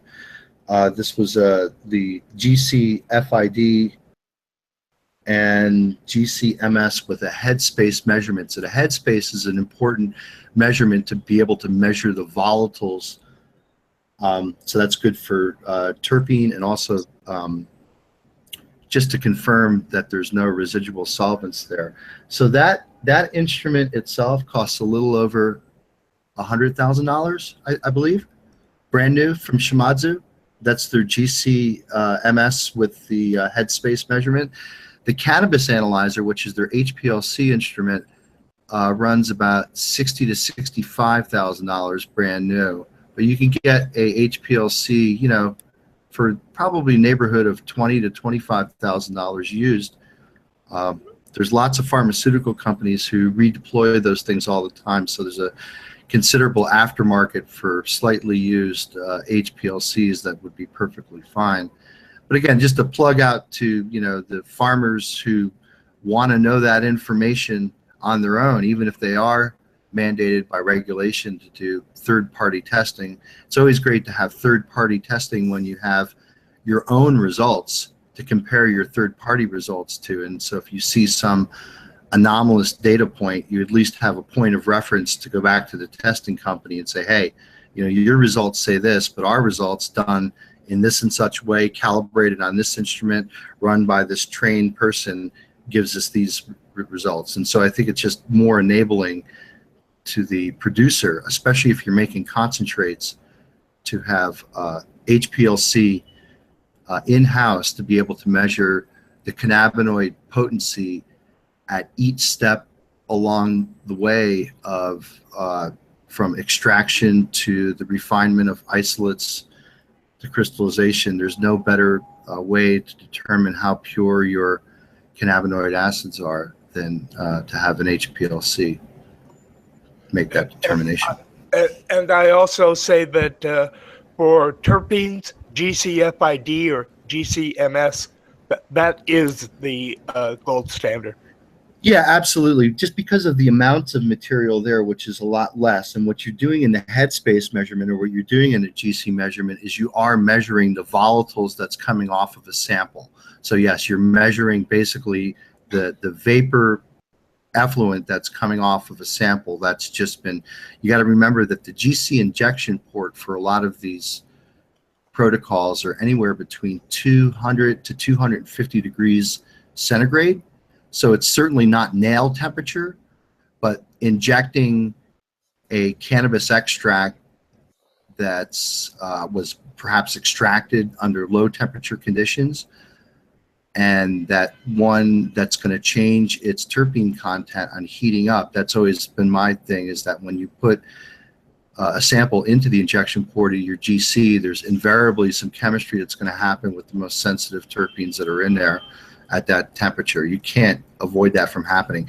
The other thing that creates at the injection port is sort of like, again, like a nail surface. If there are any heavies or residuals in your extracts, it'll start to build up in your injection port. So it's absolutely maintains, one of the things that you must do to maintain your GC is cleaning out that injection port to make sure that there's no crap, and you run blanks in between your replicates to make sure that you're not seeing any residual from the previous injection. Yeah, Which when we you thought shoot was a a blank, concern you should get at cups. when you shoot a blank, you should get a blank response. Yeah, and typically what we do, like on a lot of these things, Sam, is we'll like to add an internal standard, which we weigh out on an analytical, very, very sensitive balance. And when we add the analytical internal standard to the sample, we know to the nth degree how much material is in there, so we could sort of correlate the amount of material to the peak height.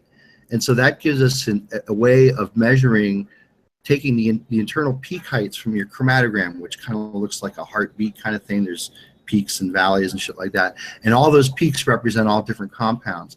And the issue, again, with chromatography is you have to assume that each peak is a single compound and there's not multiple peaks, but sometimes there's shoulders and these peaks aren't always symmetrical, so there's multiple things that can be in there. And as with some of these terpenes, when you heat them up, they form multiple isomeric products which can resolve on the GC as individual peaks.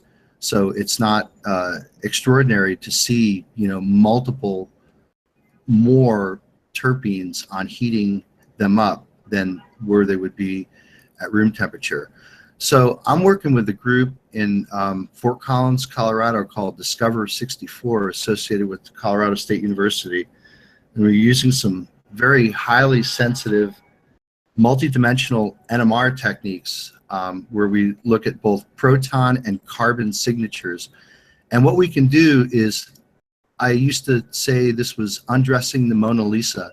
So if the painting of the Mona Lisa is across the street from you, you can look out your window and you could say, ah, yes, it's the painting of the Mona Lisa, right?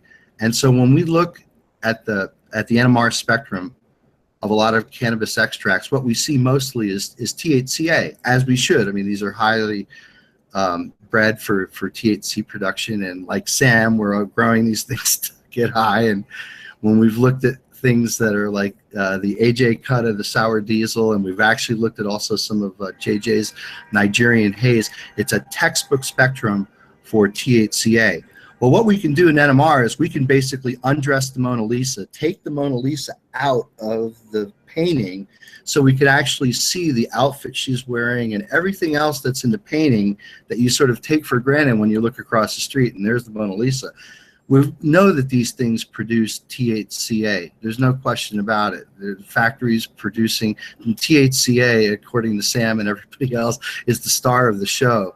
There's a lot of other supporting actors in this movie. And you think like THCA is like, if for the winning the Oscar for the best actor, that would be THCA, right? Would be up for that role, right? And then there's a supporting actor, which is probably CBD, we could say, and you know, other various, you know, I forget that analogy, but I mean, so the point is, again, I think I wanted to bring this back home to HPLC testing and the need to actually both look at the cannabinoid acid profile at room temperature, which you can't do by HPLC, but we think we can do by multidimensional NMR. And so we're sort of looking at this very sort of systematically to try to identify all the other components when we take THCA out of the picture, right? So now that we no longer see THCA, we see everything else.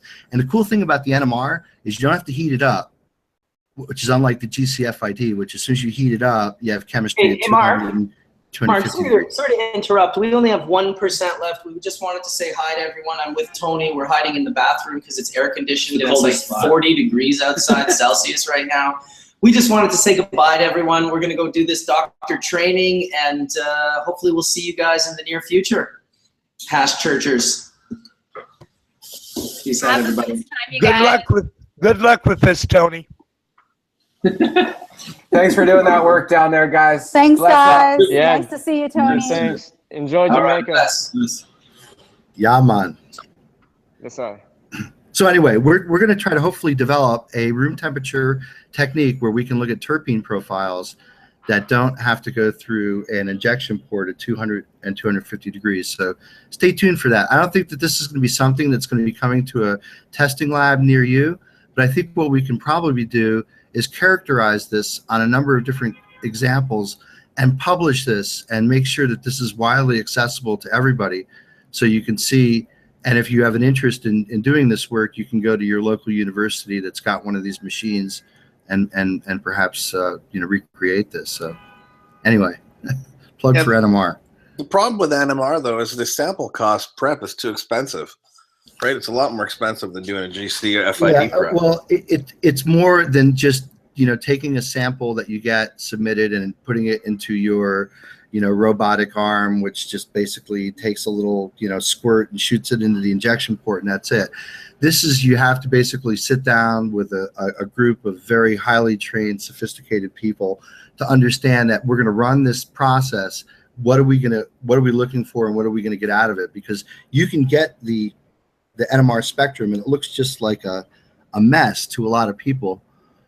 But I've been looking at these for, oh God, how long has it been? Like 1982, I think, when I first started looking at NMR. So I've learned to basically see the forest through the trees, and not necessarily scared by looking at mixtures of compounds, and be able to deconvolute very, very complex mixtures into their individual components, because we know what the individual components look like with this type of measurement. So yeah, stay tuned, Ryan. I mean, it's not going to be something, again, that's coming, that's going to be a standard routine test. Although I do know of a couple labs now that service the California market that will run an NMR for you. And again, why someone would submit a sample for NMR analysis is probably unknown. But if you're making something like crystalline THCA, it'd be really, really good to make sure that the purity is what the purity is. And when you do run it by proton NMR, it's strikingly pure. It's beautiful to look at. It looks like, to me at least, the Mona Lisa. Yeah, well, that's cool. I mean, I understand where you're coming from, the point, but again, I go back to the same thing. For a high throughput lab where you're not screening one sample, you're screening through, like for me, I'm screening populations, right? So I need to get the cannabinoid data and the terpene data on like 1,000 plants. So it doesn't make sense. It's not economically viable to do that by NMR. Yeah, we should talk offline, buddy. Cool. Well, you know how to find me. Yeah. The other thing I wanted to point out too is I was trying to log in, so I kind of got a little bit of the conversation. But everybody's talking about there's no labs in Vancouver. Well, there are labs in Vancouver. John Page has an Andia, right? They've got a full setup for all sorts of screening. They do screening for the LPs, and they can now legally accept cannabis from patients, which wasn't the case about 6 months ago. That was one of the things that was updated. Wagon Wheel was a company that tried to set up and do dispensary testing or testing through dispensaries, and Health Canada lost their fucking mind, right? They tried to go after them. They tried to really make their life hell. So it's not California. It's not Washington. It's not Oregon. Like, we don't have that written into the regulations the way that they are permitted down in California. So it would be really tough for SC Labs to just roll into Canada and set up, because they're operating outside of the set of regulations that exist. I have a question. If somebody buys their own GC or HPLC and does their own in-house analysis, is that legal? If they're licensed? You'd have to go and get standards, and it's not. This is like pretty fancy equipment for home growers to be playing with. No, I agree. Yeah. So and most people don't have the skills. I mean, to really have the skills to be able to. Wait. Johnny B, who's one of our regular panelists, has got a GC over in his thing. And so, Mark, hey, listen. No offense to Johnny B, but his results are like all but useless. Okay, they're not. That's not. It's not science. It's like he gets peaks coming off of his chromatograph, but right. That's not, he's not doing terps. He's not accurately quantifying anything. So anybody could do that. But again, what's the point of just having numbers on it's not about just having numbers. It's about having accurate numbers, right? Like, that's the whole point of the lab, is to have an accurate measurement of what's in the medicine. Right, and that's why, like, we've seen a lot of press lately about these handheld scanners, and we've talked about it on Church before, and we don't need to go there, but certainly a order of magnitude less expensive than an HPLC would be like one of these, sort of near IR measurements that claim that they can do cannabinoid and terpene profiles based on just holding a sample up to one of these things that you can buy in a Pelican case. I think, again, yeah, I mean, if you're out in the bush and you're like, is this CBD? Is this THC? Again, just to go back to, I think, what Joshua was saying earlier, which is that we go on our instincts because we know these plants and we have a connection with them. So it's like one of the things that you just, you sense.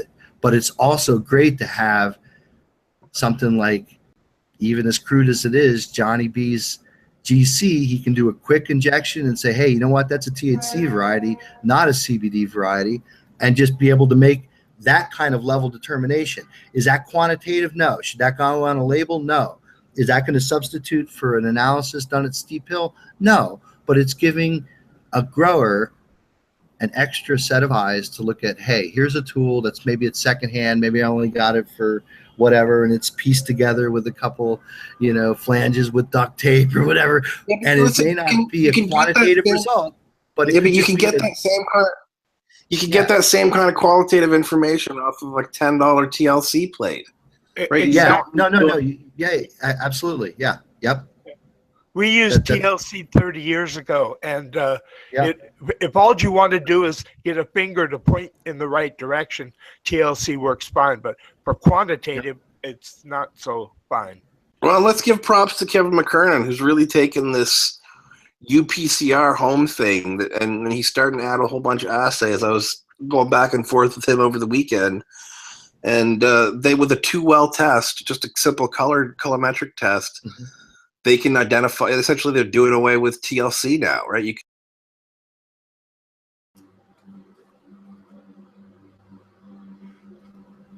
hey, she muted Ryan. I accidentally, sorry. The muting, please. I'm trying to unmute him. And now I can't unmute him. Sorry, Ryan. I don't know what I did there. Sorry, Ryan. Just trying to unmute. No worries. Anyway, I was just saying that you can now get this information. Sorry. Right. So for a $3 prep, you can get like 10 assays out of that. So for out of 3 of the wells, you can get the sex of the plant and what the chemotype is out of 3 wells. So out of 3 of 10, you know, wells on your prep. So that's a lot of information to get for $3. Right. And it's definitely cheaper than TLC. It takes less time than TLC. Yeah, I mean, to me, it's like a pH paper. I mean, you know, I remember when we used to have like red and blue litmus paper. Now I have these little pH strips that tell me any range of pH, no matter whether I'm acidic or basic. So yeah, these are just constant innovations that help people figure out what's going on. It's totally cool. Yeah, props off to Kevin. Sure, I thought Kevin was going to join us. Maybe. Natasha, I don't know if did you send the link? Yeah. Okay. There were some issues with the link. Some people were having problems. If you see anyone who he's a family guy who spends his weekend with families, like probably most of us should. But mine are just crashed on the bed here. Yeah. Speaking of, I think I'm about to dip out, guys. Well, thank you for joining us. Yeah, thank you. For thank you for coming in today. Good seeing you guys, Josh and Kelly. I'm glad we got to see each other before the Emerald Cup again this year. Yeah, no kidding. It'd be nice to be able to see you more times than that. It's always great seeing you and being with you, Brian. We love what you do, and we love who you are in this industry. Same with you guys, for sure. Big supporter, for sure. And let's get together more often, see what we can do. I'd love that. We'd love to have you up here for a little visit. Bring the family. That sounds awesome. Thank you. Okay. You're always welcome down here, too. Okay. Take care. Props, Brian. Thank you. I dropped the link in our chat. Maybe one of the moderators can post that in the live chat feed so everybody else can see it. But it's essentially the cost breakdown and a little kind of ad for McKernan's UPCR test. So I just want to welcome Selena Wong to the room. Hi, Selena. So Selena was with us last week. So yeah, how's it going? Pretty good. It's a beautiful Sunday here. I'm so honored to be here again. Thanks again for the invite. And I have to say, the conversation has been so fascinating so far on all fronts. My mind is just absolutely blown. So if I just go silent and just absorb this round, please excuse me. And I also just wanted to mention, Kelly, just kudos for you and catching babies. I appreciate that work that you're doing. Yes, thank you. And everybody else, of course, but it was just a little piece of the conversation that was just touched on and glossed over, but people don't understand how, I believe, birthing is such a huge thing, and the fact that you're there facilitating women and empowering them to reclaim their power in their birthing and being there to really mirror that strength, I think is really beautiful. And I love what you're doing, both of you. Really, thank you. Yeah, thanks so much. We definitely take the birthing as seriously as the first seed. So we see it the same way. You know, that first breath is just important as that first sprout in the health of a whole entire lifetime. So and it's amazing thanks. using birth water to sprout your first. Oh, That's interesting. So tell us more about that. So what, is it just because it's a nutrient-rich medium and so you're finding the seeds sprout faster, or what's the advantage to doing that? Oh, I just think that, you know, if you're going to empty a tub, it's really nice to empty it in their flower garden or in their garden, because that's just so much nicer. It's like sacred waters, and it's looked at, you know, a baby was born in that water. So why not put it in your flower garden? So we actually do hose extensions to get it to the flower gardens. That's usually my Even job. it's in the middle of winter. Yeah, You guys are so dedicated. That's beautiful. That's so beautiful.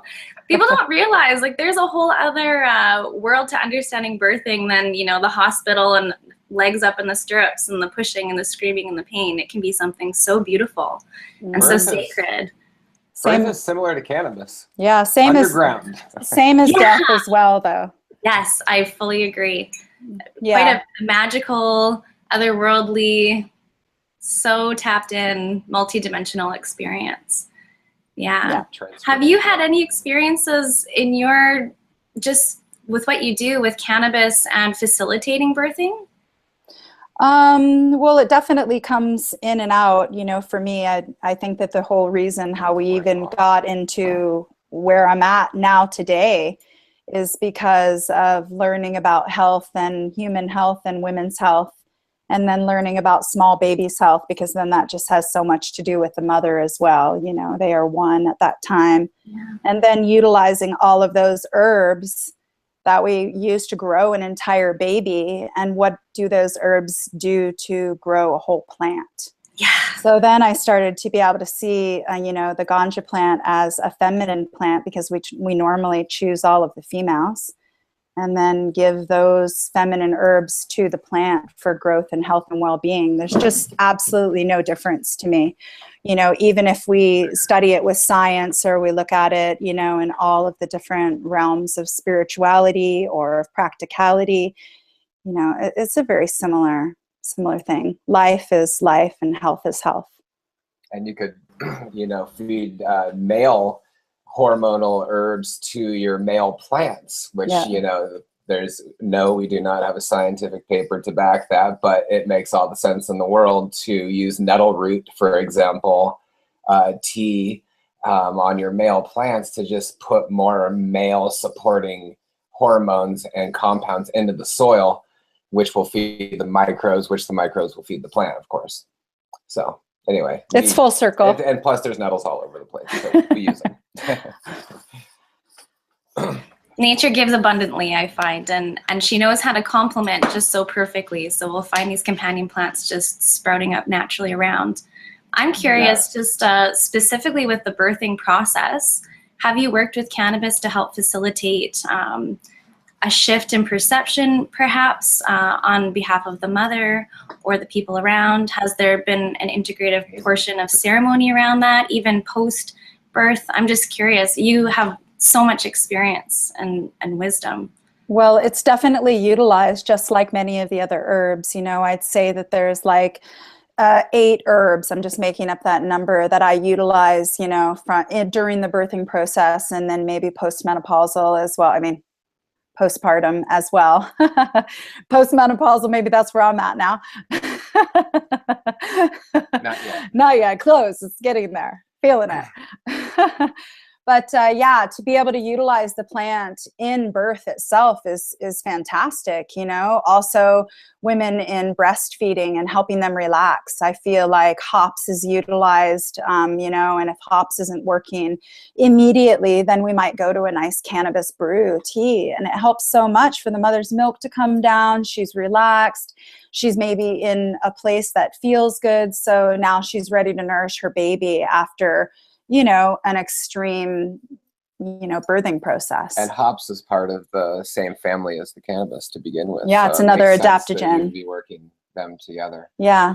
Also, you know, during the birthing process of the labor and everything is a lot about mind space and stuff, and cannabis can definitely be used to change the perspective. Absolutely. And that's definitely happened. And there's a lot of different ritual that's gone into some of the births that we've done, and Kelly has done too, for sure, with other plant medicine as well. Mm-hmm. But yeah, cannabis as also part of the pregnancy tea, because the pregnancy tea is a crucial part of being pregnant, is to be able to drink herbs the whole entire time of pregnancy to build the uterus and the walls and all the muscles that you're going to be utilizing for the transformation. So cannabis is part of that, along with medicinal mushrooms, along with fungi, along with that magical, not magic, but magical mushrooms. Yeah. And we really utilize all the adaptogenic herbs, and that's the reason why we even got into cannabis. It just makes sense, you know, when you're somebody who has deep respect for nature and the medicinal and spiritual powers of these amazing adaptogens that are here to serve us, and we're here to serve them. You know, it's this beautiful symbiotic love relationship that we have with these plants. And when we bring them together full circle, then we're able to have, you know, a real healing process. I have a great story, just super quick, that a mother, you know, was not releasing her placenta after birth. She's just holding on, you know, it was her third baby.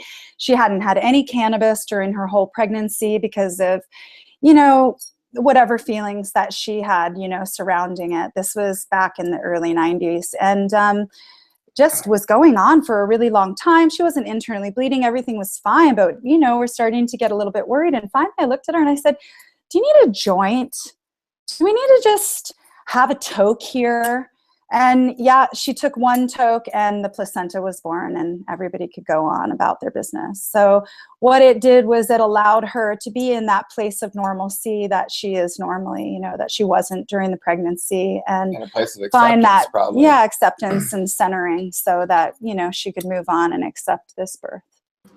That's interesting. You're bringing up the concept of, yeah, cannabis being not only used, again, we were having a discussion previous about cannabis medical versus rec, but using it to facilitate shifts in birth, and I wanted to bring it back to Selena. She's also started doing, I don't know what the proper word is, but she facilitates marriages, and she's incorporating cannabis in that ceremony also. And I thought that was a really just beautiful thought of, I know personally, my husband and I, when we got married out in Dauphin, Manitoba, we even took pictures in the hemp fields that were growing around our area, and just even standing there in the plants, and just even that was really, was actually my favorite part of the wedding.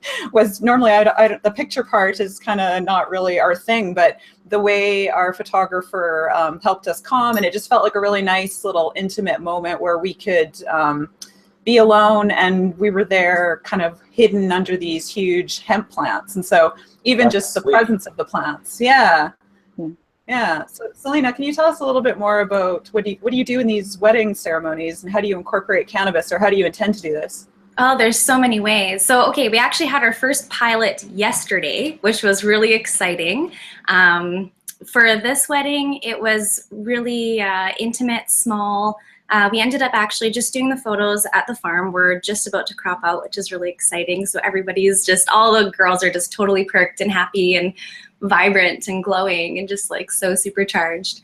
So for them, they're pretty spiritual and very grounded, and their love is, I want to say pure, but it's even more than that. It's just so sweet. And for them, it was It was a really unique experience. We actually got to go and meet the girls. I walked them around the greenhouse. I introduced them to a few different cultivars that were growing there. We smelled the different terpenes, and we had some fun just talking about soil mediums. And then what we did is we had a really fun photo shoot. And for them, it was really about connecting with the plants. I think only one person in the wedding party had ever been in a grow ever. So it was a new experience for everybody. And we had some guests that were from Sweden. So it was extra new and very taboo and very exciting. The ways that we're hoping to incorporate this in the next year. So officially, we're not actually going to be launching until 2018. We are booking now. We've already got a couple of spots that are booked, which is exciting. And it really depends on the bride and groom, or the two people that are getting married, and their comfort level. Some people want to participate with the cannabis by ingesting or vaporizing or smoking, which is great. We're also mindful of people's tolerances and having a good time. I'm also mindful that alcohol is usually present at weddings. So what we're planning on doing is having like a precursory education piece where we really get to know the couple, and we really get to know what's exciting for them. It could be something as simple as having it integrated into boutonnieres and beautiful bouquets. I love the idea of actually having the buds in the bouquet, and you get to do like a hang dry at the end. And in a year, instead of having your frozen wedding cake, you get to partake in your beautiful bouquet, which would be so fun. I love that. There's lots of different ways. How about the obvious party favors? Well, of course. For all these people who come from all over Kingdom Come just to come to your wedding and especially celebrate your total, this day that you've put together, you want to send them back with a little bit of nuggets. So it'd be great to have a little parting gift of something, I guess. Well, we're thinking about taking that the next step further, where as we interview the couple, we're hoping to do it a year prior, so we can actually kind of get a vibe on what their cultivar would be. And one of the ideas that we're playing around with is actually growing a crop for that couple for their wedding, something that they could give their guests that's just for them. So unique, kind of like a beautiful vintage wine that's one of a kind, and really can be, yeah, totally. There's so many different things you can do with this. You can go one step further, and when you make little bouquets of cannabis flowers, make them with seeded buds. That way they can take the seeds home. Oh my God, I love that. I love that. Big bucks. You know what? That's like such a brilliant idea. I was thinking about, seed paper. I've been to weddings where we had this one mother. She was so dedicated. She made seed paper into little hearts, and they scattered them all over the farm. And it was the parents' farm. So forever these seeds will be growing. I love that idea of just having it as a seeded bud. It lives on forever. And just think about how much that would feed that couple. Like, one of the ideas that we're pairing with this is this concept that we call farm to able, which is growing your own food, having your own food pharmacy in your own backyard. So being able to provide simple gardens for people right off the hop. And when people know how to save seed, they have a garden forever. So integrating cannabis into that as well. So part of what we're gifting to the couples is a garden. So that could be a part of that, which I think could be really fun. So what if instead of throwing rice as the couple exits the church or whatever, we throw seed? And if you're hungry, you can catch and just have a little snack. It'd be so good. Get your nutrients. Well, it'll just basically feed all the birds in the area, but it would be interesting to come back in a few weeks and see if any of those seeds sprouted into little plants. I can guarantee it. Imagine having the wedding down by the creek side. That creek would just be so pungent by the fall. It'd be gorgeous. Yeah, I would love that. And you know what? I've noticed more and more people are so open to it. And really, it doesn't have to be like a big smoke out fest. It doesn't have to, and it could be, absolutely, but it doesn't have to be. Sometimes grandmas are there and they're not totally keen. But the other idea too is part of my other business is I produce cannabis products. So just like Tash and her beautiful topicals, we've got our own line.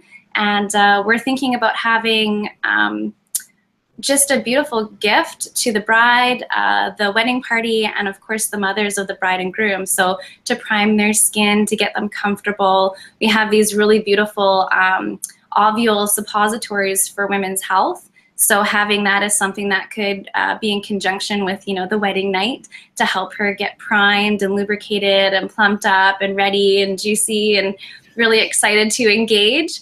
And also for him, because they smell like delicious chocolate. So you can go downtown and have a good time.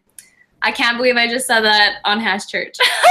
But yeah, there's such a multifaceted realm here that we could explore with the weddings. And I really think this is just the beginning. So I feel fortunate enough to live in an area where we work really closely with our farmers, and we've got some beautiful locations that have already been offered up. And it just seems like a natural next step into a way to integrate sacred ceremony. So the other part of what I do is I'm actually a reverend. So I do perform ceremonies, marry, bury, and baptize. Yeah!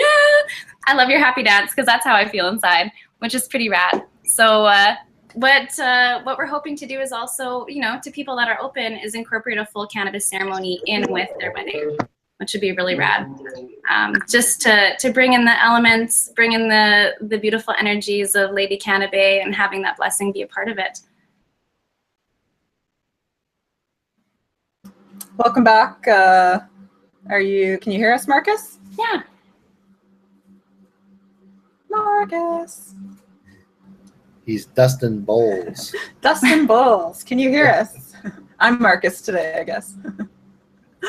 All right, well, we'll see when he can hear us. Selena, thank you for sharing all that. That sounds all really exciting, and Dave and I might have to do a second wedding just to check out some of your services, or a ceremony or something. Yeah, consider maybe you and Dave would love to be our pilot couple, where we could actually roll out a full ceremony, and you guys could be like our tester, where you can let us know what you like, what you don't like, what else we can integrate, give us some feedback. Is that a yes? Because I would love that. Yeah, and if you guys want to recreate some awesome wedding photos, I would love to bring you to some locations and introduce you to some girls. Very cool. That sounds awesome. So I want to bring the conversation back to something Joshua and Kelly mentioned before about some of how you guys are using the whole plants, and I'm really interested in the cannabis roots. I have a review paper that was just accepted for publication, so it should be out in the next few months. And we wrote it together with Dr. Ethan Russo, and we put together a summary of the historical use of the cannabis roots in the medical applications. And a lot of it is topicals for arthritis, inflammation, a lot of mentions of gout. So yeah, I was curious, what are you guys doing with the roots, and how are you incorporating that into your medicine? We do almost a couple different kinds. Yeah, well, we utilize it in almost every application as much as we possibly can, only because whenever you're utilizing herbs, the idea of utilizing the whole herb, the roots, and also getting it in different cycles of its life. If you want to create a full spectrum medicine of any type of a plant, then you want to maybe create a tincture that has the spring shoots, that has the spring roots, that has the fall shoots, that has the flowers, that has the seeds, that has the full spectrum of the plant. And it's not that there's any science. There's a lot of, traditional medicinal value, that you can, wise women, as well as Chinese medicine, as well as Ayurveda that goes back, well beyond anything that Western medicine or science, today has to offer. So there's some type of a value in that. But I believe that that's probably a real observational, thing. So we do that in cannabis. We do a slow cook oil that we actually put in a crock pot, so it's on the lowest of the low heat. Simmer down. Yeah, and we utilize the roots in there, the flowers, the leaves, the stalks. We put maybe 11 different types of mushrooms in there. We'll put polypores like Fomus fomentarius, the Iceman, Amadou fungus, the artist conch, which is the Ganoderma aplanatum, and then the red belt, the Fomus fomitopsis pinicola. Fomus fomentarius. Yeah, the Fomus fomentarius is the Amadou. Yeah. Chaga, which we can find in our forest here. Those are the ones that are really turkey available tail. like crazy. And so we get it fresh, slice it up, and put the slices in the sun and dry it in the sun to accumulate the vitamin D. And then we take those slices and utilize them in the slow cook. We can do different kinds of oils, but maybe a coconut oil, olive oil combination works good because of the consistency that it comes out with in the end. And then add a bunch of other herbs in there having to do with other adaptogens. You know, we utilize astragalus, we utilize faux tea, you know, sort of bringing in all of the different realms. And every time we utilize Chinese those, licorice. yeah, those plants, we make sure that we're getting the full spectrum of the plant. We're also utilizing the herbs and the leaves in those plants as well. And then you can use that oil and put it in gel caps and get a really easy to use oil, or use it topically, or use it as tea. You know, there's a lot. Of course, you can use it in any different ways. Yeah. With the tincture is used similarly. I mean, we put a similar blend into the tincture, and Yeah. we'll use a homemade organic alcohol. That's, you know, that we know exactly what's gone into it type thing, to break it down, and then do a spagyric type tincture with it, where we burn the material afterwards and utilize the ash.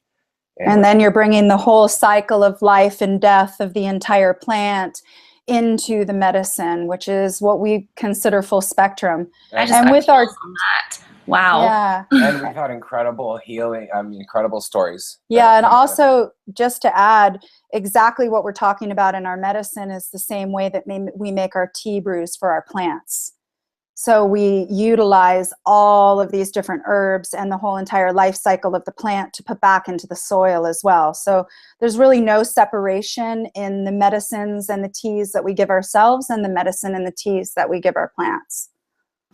That's really interesting. You guys are serious. I love how complex your formulas are, and that you're considering not only what part of the plant, but the season, the growth, even like you said, the life and the death of the plant, and how, yeah, the whole profile of nutrients and functional properties shift as the plant matures and changes.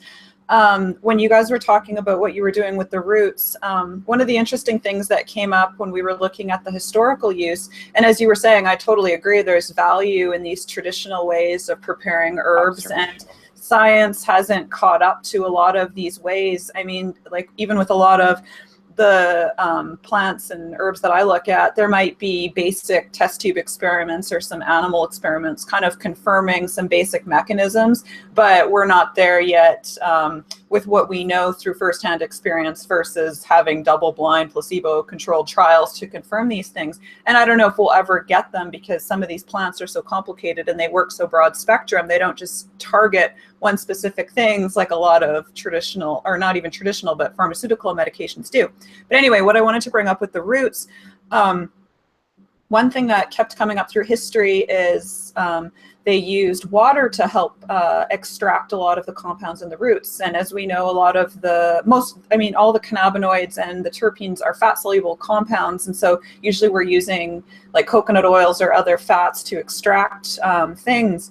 Whereas with the roots, it just kept coming up throughout history that they were using water extractions. And so when we looked a little deeper into some of the compounds that had been isolated from the roots, there were some unique alkaloids, such as cannabis sativine, that was found in the roots. And so I'm wondering if maybe with water extractions, and when you're also doing the alcohol extractions, you'd be able to pull out some of those more water-soluble type compounds, and maybe even improving the effectiveness of your root compounds with what you're doing. Because one of the blends we tried was we used, and my husband has his MMAR license and his ACMPR license, as I said before. So he's been a grower, and I've had access to plants to try out some of these basic recipes. And so my husband Dave was the one who first clued me into trying to work with the roots. And the recipe we found was basically a blend of fat and water, and in a crock pot, and they would use that to extract, and then basically put it in the freezer to separate, pour off the water.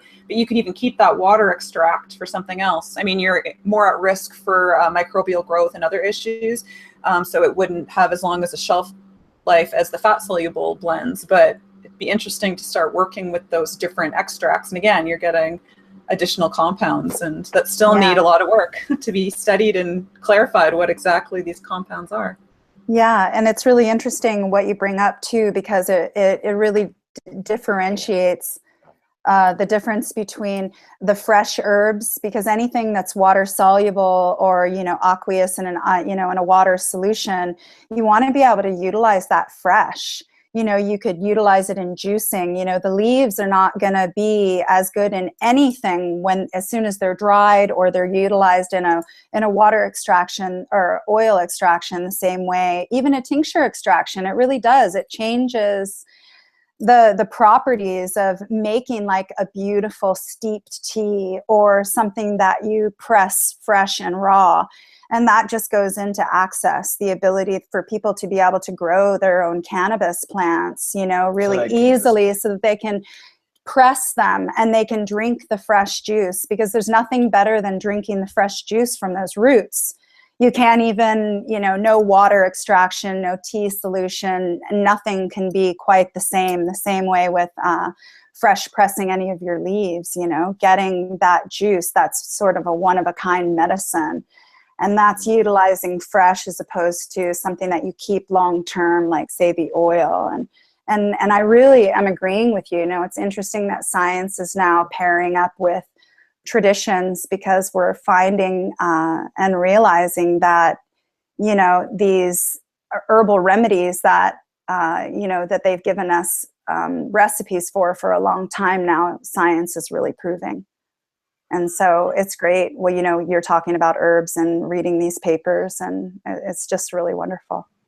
It's like it's finally validating what we've known all along, that we've seen throughout human history. You know, these ways have worked for eons, and now we're finally starting to catch up with the knowledge scientifically, which is so even rad. having the ability to catch up with the knowledge. It feels like with education, there's like a separation of what's innate, like story knowledge becomes not valued in the same way in this modern time of education, when we can just say there's places for education and there's places for science, and it's extremely important. And I would love to see that both were valued equally. We could be like, here's the observationist family group that have been doing it for a really long time. This is what they're bringing to the table. Here's the scientific aspect. Here's all, they're bringing them together is the real strength, you know, and not having full spectrum judgment on one or the other, and just bring them together and just and seeing, you know, what makes sense, because every situation is different, every person's different. And having the ability to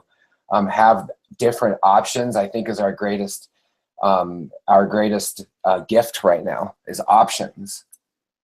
I would say options, and as you're describing this, I imagine hopefully maybe even within 10 years having schools where kids are in these learning gardens and these educational gardens, and they're understanding how these beautiful plants are working biodynamically, symbiotically, and then also being able to pair it up with quantifiable research just to drive that message home. I do see it coming, and it is full spectrum, which is really beautiful. I think it's more of an integrative process than segregative, for sure. Yeah, thank you guys for doing the good work. So I wanted to bring the conversation back to Sam. Sam, are you there? Are you with us still? Maybe. But what I wanted to ask Sam, when we were, I'm here, but the trouble is my microphone keeps going off, so I keep turning it back on. Oh, that's me. I keep muting you because we're getting echo. Sorry, I'm not meaning to. It's not getting echoes from me because I have my own mic with an on-off switch that I use constantly. Okay, so I don't need to mute you is what you're saying? We won't get feedback? If you want to, if you're so motivated. Well, I don't want to keep you out of the conversation. I'm more just trying to keep echo feedback, but all right. But anyway, what I want to ask you is, let's go back to the discussion on cannabis or THC as a rec.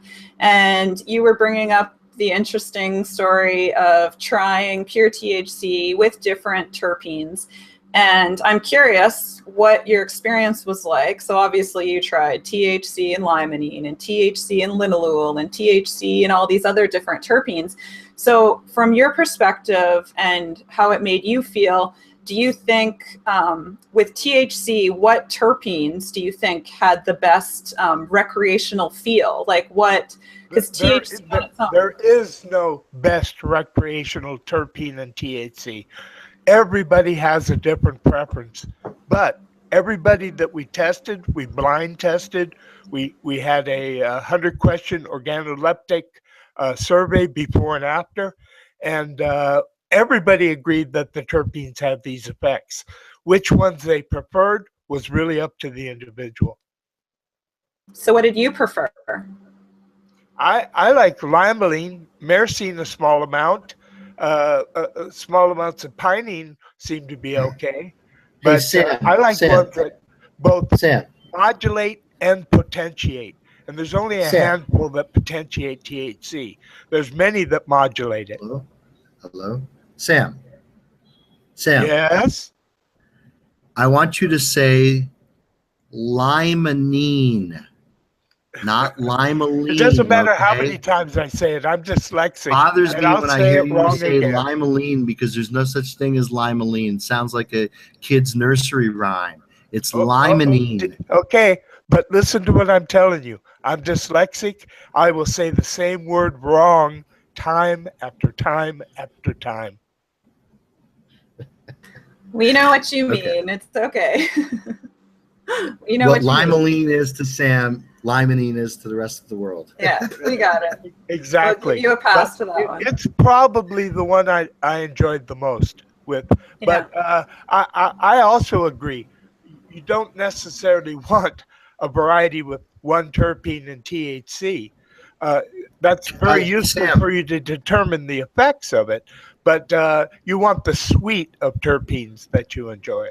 Sam, if you're really thirsty and you come off of I don't know, some adventure, maybe it's a walk on a hot day through New York City, and you come up to a smoothie vendor that has all different kinds of fruits and flavors, what kind of smoothie would you get? Would you get an orange or a tangerine smoothie?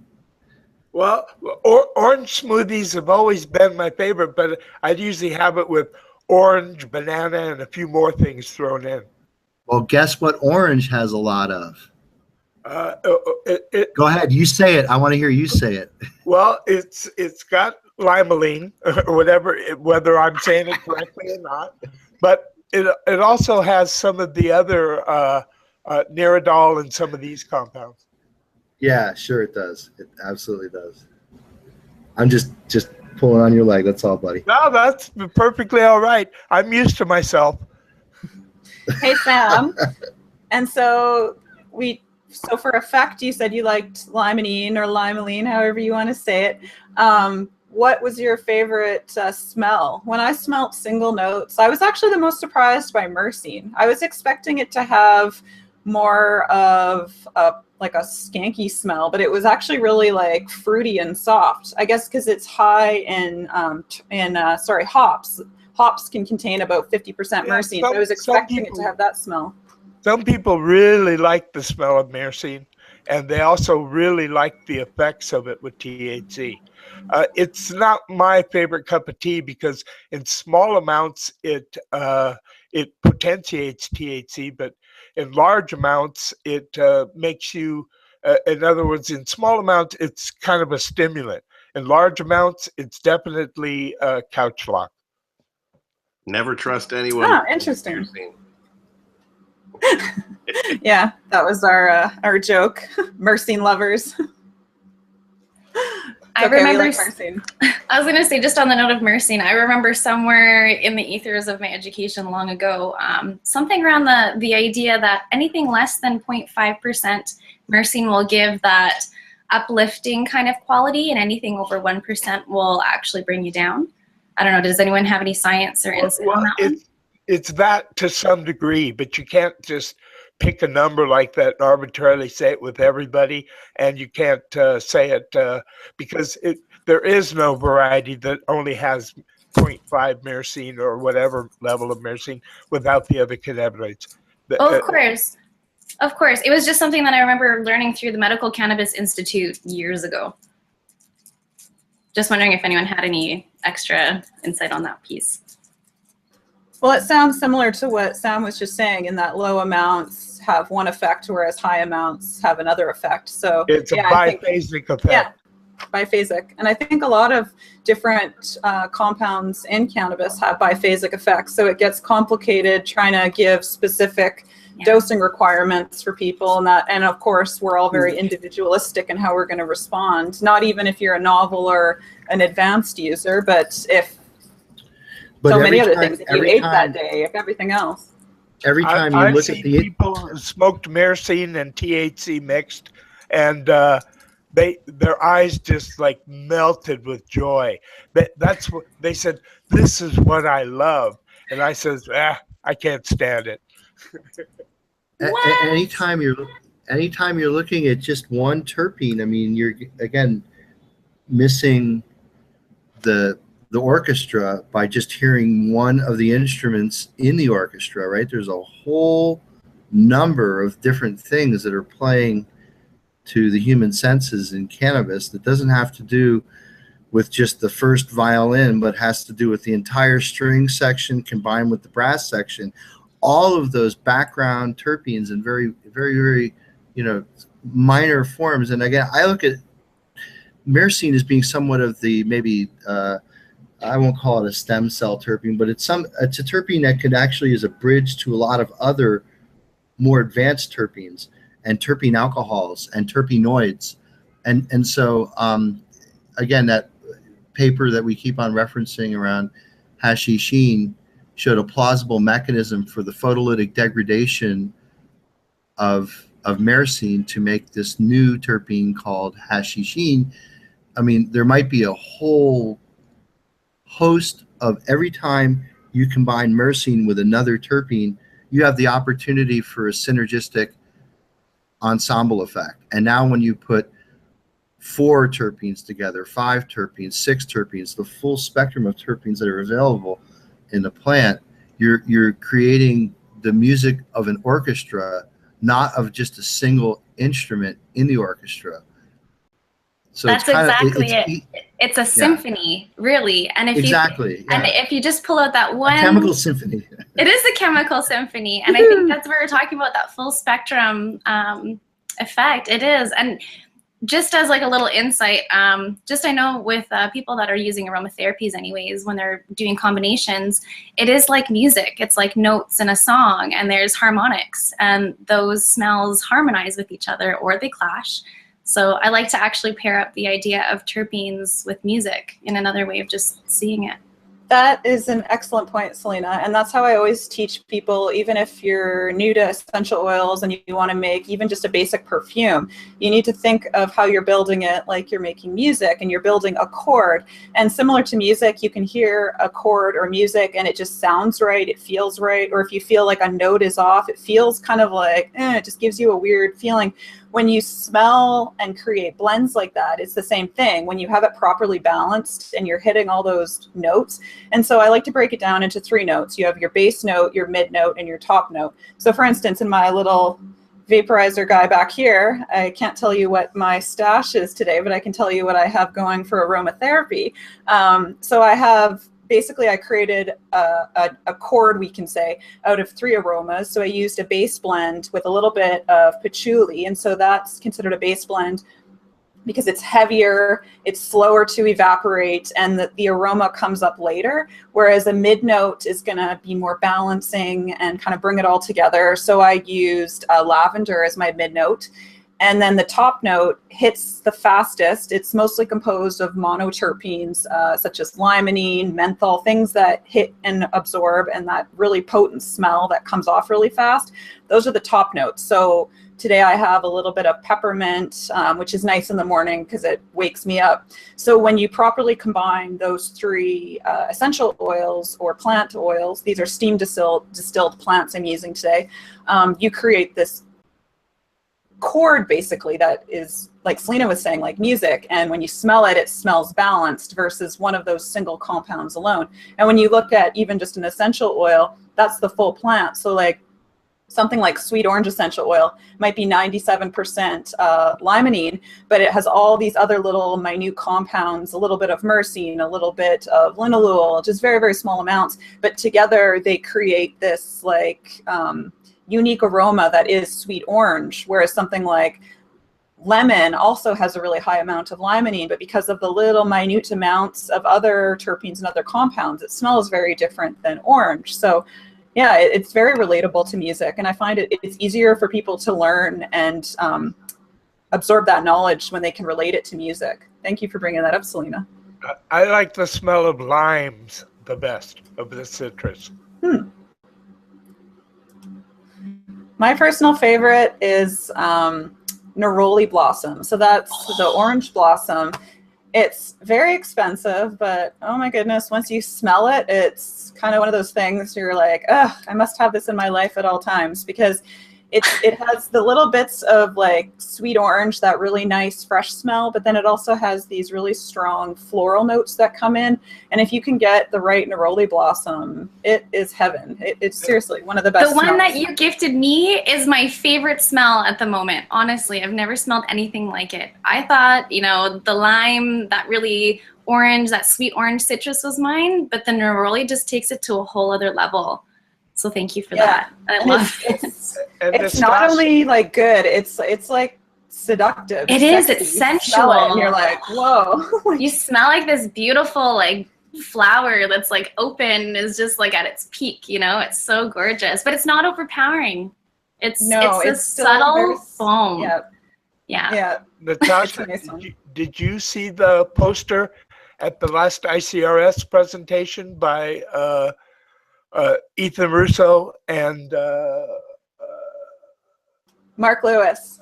Mark Lewis, did you like that one? Oh yeah, they're doing some phenomenal work. And Ryan can talk a little bit more about it Lewis's also. work. I think Peter, if I'm correct, Ethan just helped write it up, correct? Yeah, absolutely. Yeah, Ethan was helping present it, but yeah, it's absolutely Mark Lewis's work. And so yeah, it's a nice. I got the overview from both of them. So I know you guys talked about it a little bit on a previous episode, but basically what they do is they're making plant cultivars with specific terpene ratios. And so the one that was really interesting that most people were really interested in was this particular cultivar they had bred to be specific for epilepsy. And so it also had high linalool in it. And I can't remember what other terpenes that they were bringing up. Yes, beta-caryophyllene. Thank you. Do you have more to say about that, Ryan? I don't know what I can say about it. It was the whole team at NAPRO that did the work, and that was for one of their clients. It actually wasn't NAPRO that was breeding the plants, but they guide the science. They guide their client through the science. So because NAPRO is a service laboratory, so they're not actually growing the plants. But yeah, it's fantastic work. It's the NAPRO folks are doing some really interesting stuff. I like the poster so much. It's up in my living room wall, and it's 1.5 meters by 2 meters. Well, you know, it's the same kind of. It's the extension of the work that you started so long ago, really, Sam. Maybe that's why I love it. Yeah, I think it's it's very, very simpatico, and we got to give credit to the founding fathers. I think without your work and your teachings, I don't think a lot of the NAPRO work even would be where it is. But well, I'm glad I passed the torch to them. Giants, right? Yes, we all stand on giants, and I'm glad they picked up the torch. Yeah, they really have taken it to the next level, though. There's some more interesting things that are coming in the pipeline. So maybe we'll see that at next year's ICRS. Yeah, we wanted to agree with Ryan as well. Sam, thank you so much for your foundation and getting us to this point. It was probably a lot of rocky roads, a lot of dark closets, a lot of black market industries. Thank you so much for bringing it forward for all of us to learn from. Well, Sam showed us that you can breach the legal side from the dark side. You know, I mean, that is the future of cannabis, is legal, and everybody's got to be willing to make the change over. You can't keep doing the same old things that everybody's learned in the last 20 years. Everybody's got to, come into the light, as it were.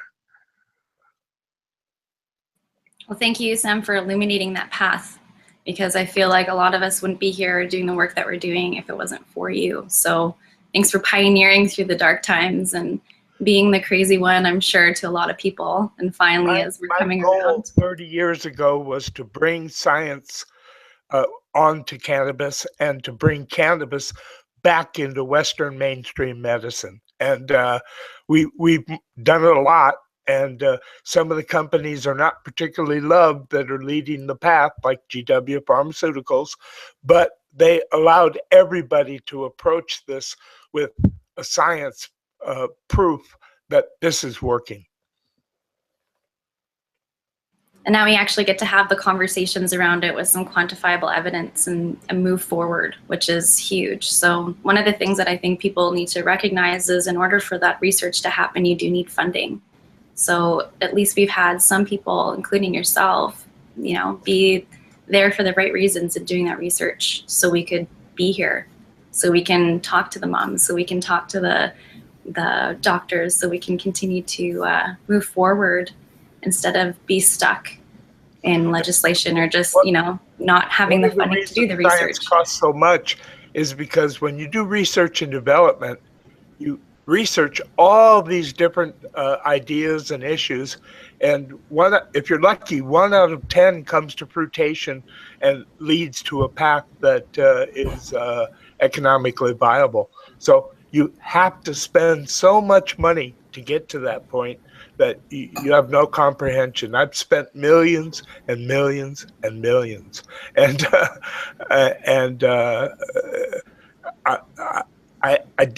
I didn't make that much in the end. I spent it.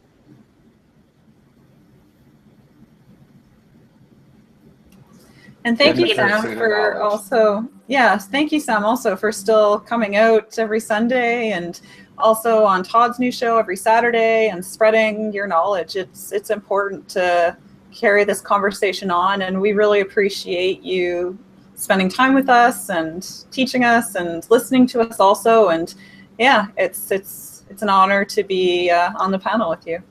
Well, there's more and more educated cannabis folks, and we all can learn from each other. And some issues I was first, but there's plenty of other issues where I'm just as amazed as all of you when I hear about it. And that's the beauty of cannabis in and of itself, is it's bridging, it's making those connections, it's sharing that knowledge. It reminds me in a way of like mycelium, it's this beautiful network, and we're at this time where we're all reconnecting. It's really cool.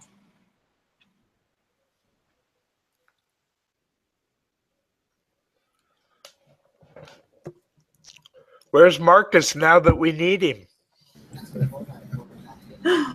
Yeah. Well, I'm Mark. He's in Jamaica, man. He's on island time. Come on, Rip. We don't have a Marcus, but we have a Mark. Can I help? Can I ask you, Sam, what was like one of the craziest things that you've seen in your career? On what aspect? I've seen too many crazy things in my life. I guess I'm just trying to pull a cool I've seen people story jumping up. out of windows when somebody knocked on the door. They just jumped right out the window. Oh my God. Really? When was this? And why? In the 60s. Because in the 60s, cannabis was fairly serious. If the police came to your facility, but not facility, I mean your home where you lived, and found cannabis, they could basically trash your entire house, all your property, and your persona also. Oh my God. It blows my mind. it's just such a contrast to what I feel is like right. And now I just feel those people must feel like such idiots for, it's just misinformation. Like, it just blows their mind. I think they were doing what was perceived in their minds as their jobs, which was, stopping dangerous narcotics. And cannabis was officially one of those. Yeah, I mean, in the media anyways. In your experience, when was that turning point? Like, what shifted? What started to bring that back around to maybe we should relook really at this? Took the medicalization of cannabis to really change, and also industrial hemp helped to a lesser degree. But once people and children were sick and being helped by cannabis, you just couldn't keep it down anymore. It was, but the whole war on cannabis took a whole bunch of issues to end. I mean, and things to make it impossible for the authorities to win. Number one might have been artificial lights that made it impossible for the authorities to stop all cannabis production. The other thing might have been seeds and clones. Once clones were able to be passed around, then you could grow the best of the best instead of just an average version of cannabis. And that made a big difference also. So, clones, seeds, artificial lights made it so that the war on cannabis was impossible to win. But it still took another 30, 35, 40 years for them to really admit that. I have a question that, is something that, I'm looking into historically, and also, at the crossroads that we are of cannabis, and we were talking about bridging earlier. And I'm just wondering how we can, now that it's coming into legalization and recreational as a namesake, there is going to be more funding that's put into science. There is going to be more isolates that are being made. We're going to be able to look at it in a really different way.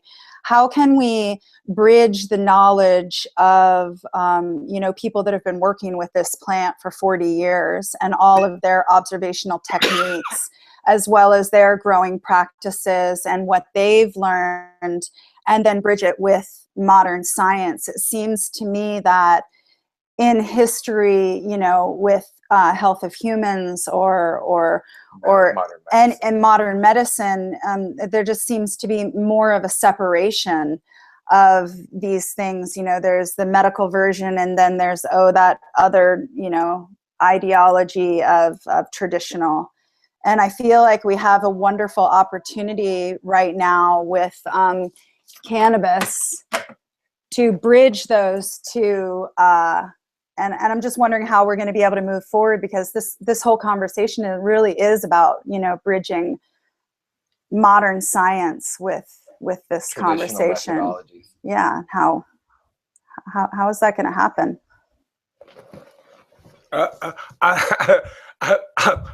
I'm not really exactly sure how to answer a question like that, because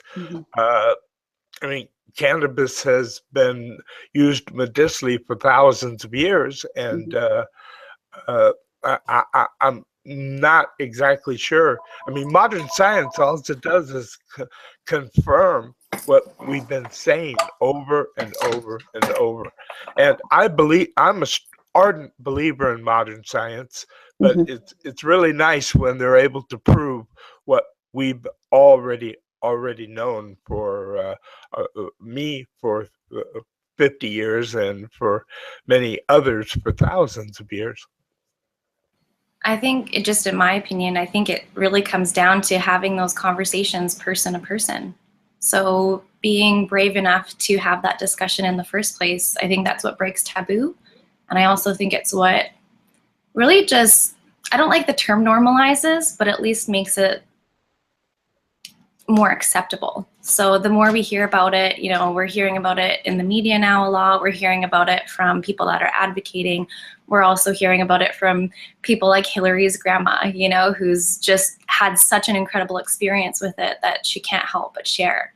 And in just my humble opinion, I think that's really what's going to make the difference. And that's what's going to bridge those worlds, is continually talking about it, engaging in that discourse, exposing yourself in ways just to be that, I don't know, it sounds so cliche at this point, but really like be the change, be the person that doesn't look like your stigmatized stoner that can have an intellectual conversation, including research alongside some beautiful anecdotal evidence and some stories. I find that that's been the best game changer for me. It's gotten me out of being arrested. So just having that conversation, talking about my grandma, for example, with one of the local police officers, we're literally handcuffed on the side of the road on Thanksgiving 3 years ago. And the one cop was like totally not feeling it. And the other one, we started talking about my grandma. I started talking about how I'm a medical patient, that they can look at my dispensary cards. I've got a digital endorsement from a doctor. And once we started talking about it, I realized that not only are, authorities misinformed, but if they don't necessarily seek understanding the law themselves, it's not laid out for them in plain language. So being that person that doesn't fit that stigma, being able to carry through that conversation, I think that's what shifts cultures, and that's what bridges worlds.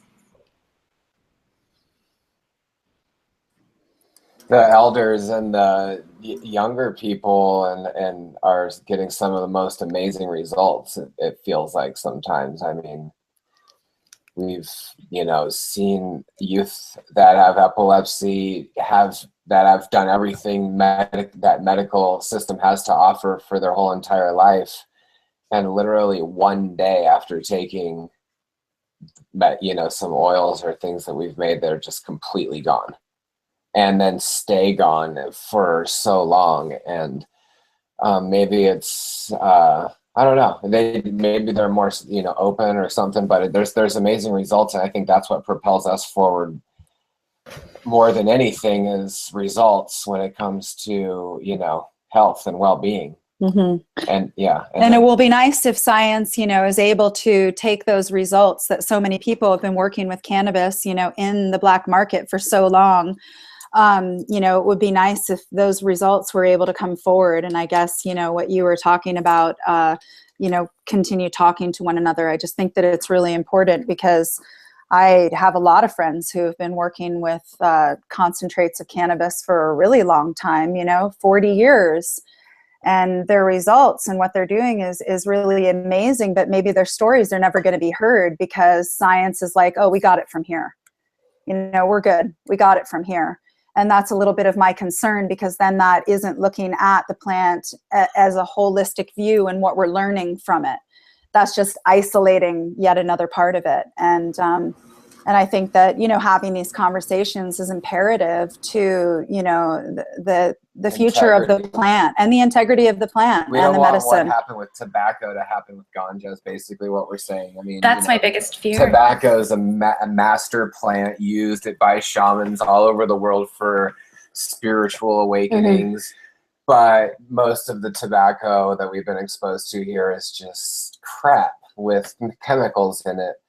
So I think that's the biggest part of what we've been doing, is not only, looking at the science of the finished product, but also what goes into it, because there's a huge impact that goes into the production of the medicine. So what we've been working on in a huge way in all this expansion is to keep if you've ever looked at the map that you make, like if you have a product here and every little piece that comes off, all the embedded energy that goes into that, we're taking on the production of it. And that production of it goes from the farm, and it starts even before the farm in the inputs. And we're utilizing this moment of expansion to, clean our earth at the same time, is because the purpose of growing the ganja is to heal the human, but the human can't be healthy without a healthy environment. So it's a full circle flower of life spectrum, like look at it. So we talk about all aspects of it, And we're feeling pretty blessed and lucky right now that a lot of farmers and production farms, recreational or medicinal, are really, really interested in producing it from an ecological standpoint. And also, you know, it's interesting, we talk a lot, and the conversation has been a lot about, you know, how healthy cannabis is, but often we're not talking about how to make healthy cannabis. And, you know, cannabis is only as healthy as it's grown. So yes, talk about lots of its cannabinoids and what they all do, but if they're not grown in a healthy manner, then they're just simply not healthy for us. And it equals out the potency of it. If the potency is all spectrums are building in the life and the health of our environment and our well-being, then that's the goal. So if we have to look at the goal isn't to flush everything out, to make it clean enough, to make it to where we can ingest it. I mean, it's done, and if it's done, there it is, it's done, but I don't see it as a goal. I see, because then where is it flushed to, and then what's the life after that? And we don't know, because you can say you do know, but anyway, having a, you know, the natural process all the way through is really, really crucial, and I think it takes a voice to bring people's awareness to it. Totally. One note on that, just as a reflection, also the health of the person that's growing the plant. You know, if we have someone that is candida ridden, I can imagine that their plants might have mold issues, for example. I feel like there's this, it's a resonant vibration, and it's also, you know, it's an environmental mirroring. So I feel like also you want to make sure that if you're growing, you're healthy from the inside out. Part of the problem of the chronic disease that we're in at this moment is the transformation of our food and the transformation of our seed away from its original, our soil. Yeah, away from its original setting. Wheat that was eaten in Samaria or the Fertile Crescent is not the same as it is now, you know. So in the course of that change and that hybridization, some of it was natural and really positive, but other parts of it have affected our ability to process it, which has led into autoimmune diseases. And what we're looking at now is how to repair that, you know, how to move away from that cycle. And I think the best way to do it is to just stay as far away from it as possible in the production of everything that we're doing. Yeah, so we always say seed to seed. A lot of people say seed to sale. But I think that it's really important that it's seed to seed, because we can talk about healthy cannabis and, you know, or we can talk about how healthy cannabis is for you, but it's important to talk about healthy cannabis as well, because, you know, we can isolate a wheat grain and we can say all these wonderful things that, you know, this particular wheat grain has for you, but we're not at all looking at the way that the wheat grain was grown. And also, and that's important. Some of the inputs that have gone into the soils that we now use, those inputs are different, and now it's affecting our soil microbiology and its ability to process nutrients, which is just a challenge. So you have to be able to get soil testing to be able to know if your inputs are working properly. And, you know, that's a lab in itself too. So there's soil labs, there's cannabis terpene labs. It turns into like a lot of labs all of a sudden. To back what you already know, to really. To produce it in this modern way of, you know, scrutinization of medicine. I mean, food would be affected greatly if they had to get laboratory tested in this way. Well, we never did our own soil testing. We sent that out to a professional ag lab here in the Netherlands. But I've always tested my soils. I've always tested my water. I've always tested this was either for organic farming or for cannabis cultivation. And I really believe in the science of cannabis and gas chromatography and HPLC, analytical chemistry. I mean, that is the foundation of modern cannabis and its medicines. I'm excited now that both worlds are being recognized as valid. And yeah, again, that the bridge has happened. It's so inspiring. It's so exciting to be here at this time and be a part of this.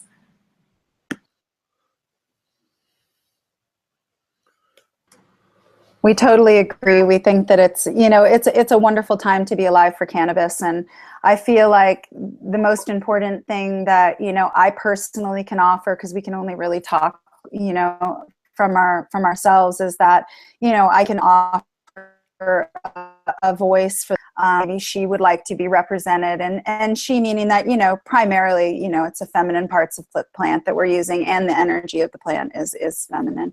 But yeah, and I think that if we each go out into the world and are a good voice for the plant, then it's going to move this plant forward in a way that, you know, it needs to go.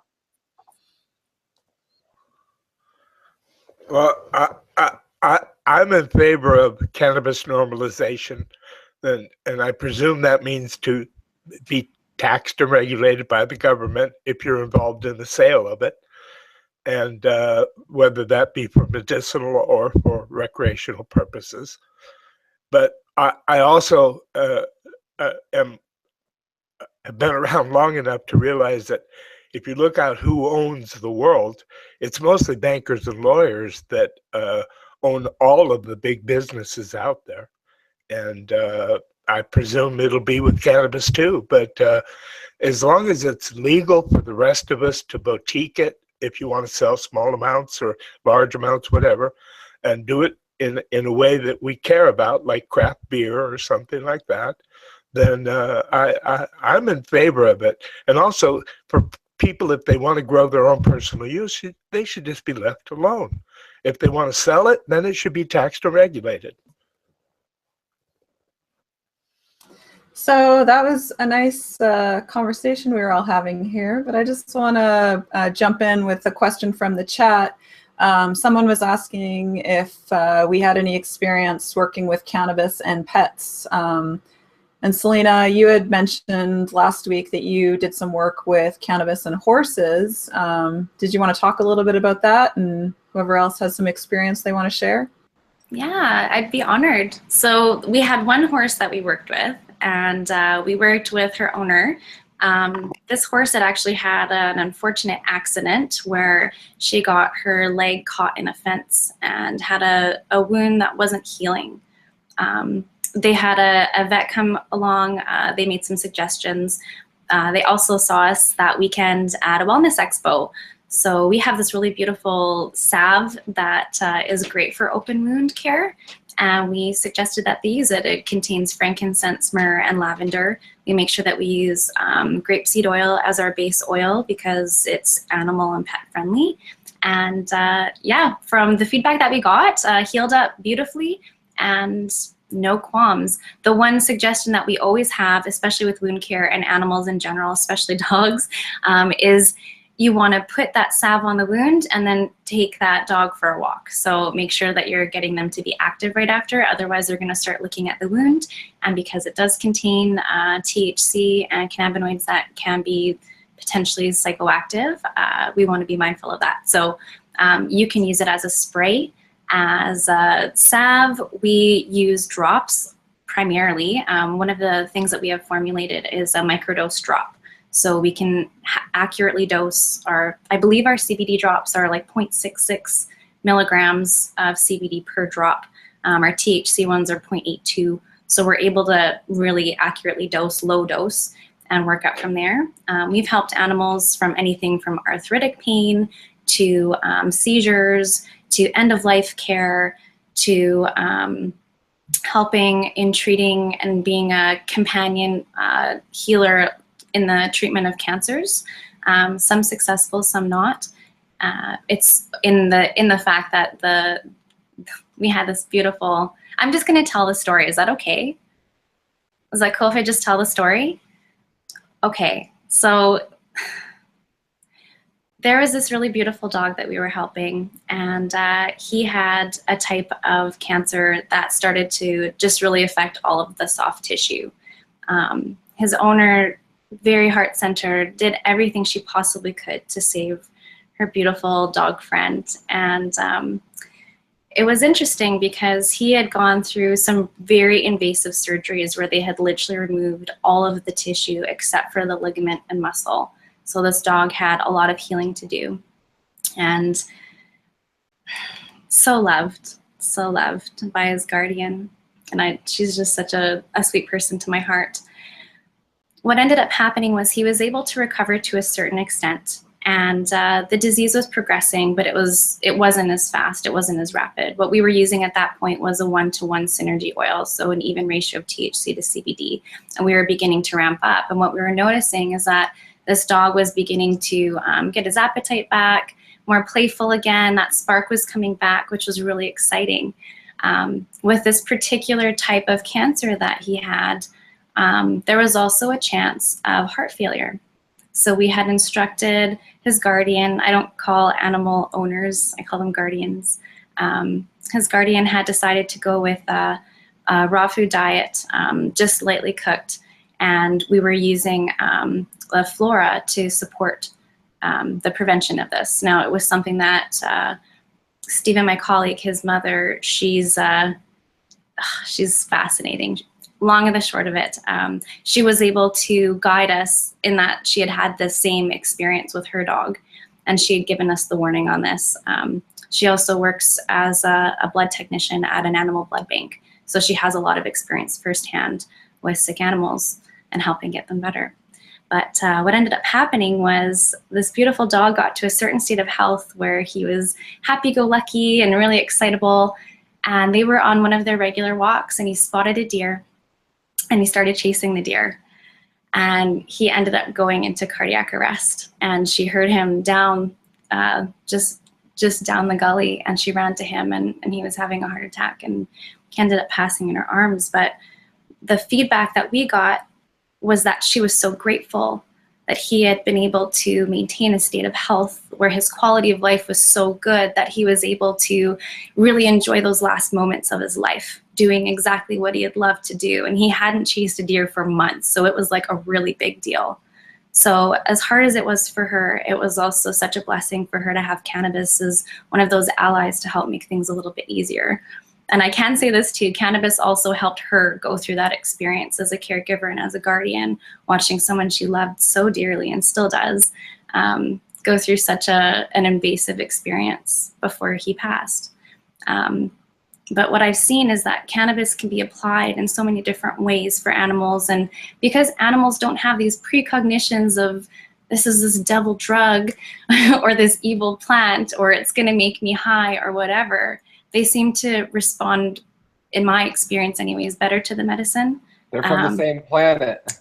Of course they are. Of course. It's symbiotic. Cannabis. It makes sense. So it's for us, it's been a really beautiful experience, and we've been able to help dogs, cats with anxiety issues, with so many different things, especially animals that unfortunately have been subjected to traumatic experiences. It can help with that as well, just to alleviate that anxiety and those symptoms of, where they kind of lose control or they can become aggressive. We've had experience actually with my mom. She has 2 dogs that both have epilepsy, and we were able to help get the seizures under control, several a day down to none within a week of using a low dose 1-to-1 drop. I think we were at, I would say, well, actually it was 1 milligram. One of the dogs was a boxer, Gracie, and the other one, he's still with us, Jager, little Jager Buddy. He's a little Cocker Spaniel. But Jager used to have seizures all day, every day, and it was really hard. And this was the difference. And for him, his quality of life is much better. His appetite, of course, has always been there. But even for Gracie, she ended up passing as a boxer who ended up going blind, who really had a hard time with integrating with other animals socially after that point, because she used to be top dog, and then mom got another dog who became the top dog, the little yippy, your little terrier. So he was the top dog, and it was interesting to see Gracie go through that. But I know for her, especially at end of life, she looked forward to the dropper. She could hear the little ding, ding, ding on the little bottle, and that was her kind of like signal to perk up and get her medicine. And those drops on her little cookie was something that I know, the cookie was great, but she recognized the drops for what it was. It was pretty powerful. With animals, I mean, you have to make sure that the guardian is well educated, of course. There's a trial and error. I always recommend that we pair it up with food, being mindful of fats, making sure that we do trial runs just like you would with anybody. I usually recommend that we start either in the afternoon or after dinner. So for example, after 6 o'clock, so you can have a first drop, you know, and we always microdose. And then just witness for the next 24 hours how that animal will respond. Just like humans, everybody's a little bit different, so it's not a one-size-fits-all approach. So monitoring, making notes, keeping on top of things, tracking it is really important, just so you can get an accurate dose for that animal and do them due diligence to be able to get the medicinal benefit that we're looking for. Some animals can absolutely get high, so that's the other thing to be mindful of is if you are, you know, if you are dosing your dog, for example, and they're, oh, Mark, are you gonna play for us? Oh, I'm sorry, I thought I was muted. That's okay, I was getting stoked about you playing. This is great. Well, hey, no, I wanted to add something about our dog. Our dog, Floyd, who is our family pet, suffered from some kind of allergic response. We don't exactly know. We think it could be a grass allergy because it really became very prevalent during the warm summer months of last year. And we've looked up so many different treatments because basically what he was doing was licking his paws so much just because of irritation from this allergy that he would basically lick his paws raw. I mean, he just lick the fur right off it, and like disfiguring to look at like this blood swollen paws. And we had him on a medicine, a new medicine that's being advertised quite a bit here in the States called Apoquel. Apoquel is a sulfonamide JAK inhibitor, JAK inhibitor. It's, yeah, basically, again, you're treating the symptom and not treating the cause by just deadening chemically the immune response of the animal by just, you know, it's basically like giving a epilepsy patient benzodiazepines. You're just treating the symptomology of the epileptic event, and that you're not actually going after the underlying cause. So we were kind of beside ourselves because we saw all kinds of negative effects about using this stuff called Apoquel, which is readily prescribed now in veterinary applications. We decided to take him off of Apoquel and just put him on a CBD regimen took him off of everything. What else did we have him on? Well, he no longer gets, unfortunately, flea treatments. Yeah, he no longer gets on-spot flea treatments, which we hear that one of the side effects of flea treatments, you know, these very powerful insecticides that you put on your animals if they're in a outdoor environment to protect them from you know, very dangerous insects and whatnot. I mean, a lot of those have a lot of whole laundry list of side effects, and we started seeing shudders, tremors. He would just be sitting there, and all of a sudden he would just start shaking, almost like an epileptic seizure. Our previous animal actually suffered from canine epilepsy, and we spent a fortune in the conventional canine, you know, therapeutic way to try to figure things out, but we're too bad we didn't really try CBD earlier. But here's the upside. So the upside is that this summer, but CBD. So the base solution that I start with is about 1,000 milligrams and 30 mils of oil. That's what sort of a base solution to start titrating your pet's dose. And what we did is we just added it to his dry kibble, you know, put a couple drops on, and we kind of titrated him up to what we have him on, about 6 drops a day, 8 drops a day of that solution. And I'll post pictures up to my Facebook. It is just like night and day. You could see his paws. My daughter had saved did I freeze? Okay, I might have froze up for a second. My daughter has the pictures of his paws after. I think I froze again, but we'll post those, and you could see for yourself the condition that the animal is in now. He has no tremors. He used to get all kinds of bumps, almost like, I don't want to say acne, but just some kind of skin irritation from his allergy. We see none of that.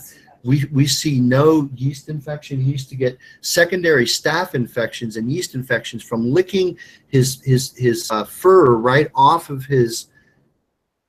It would expose his skins to start getting staph infections, and that's a really key thing. Is when you start smelling a different essence, especially coming from paws or areas of open wounds, you have to be concerned with staph infections with animals, especially dogs, because dogs, like to lick themselves, and I mean, they're in sometimes not the most sterile of environments, but it is certainly, just with our animal anyway, a night and day.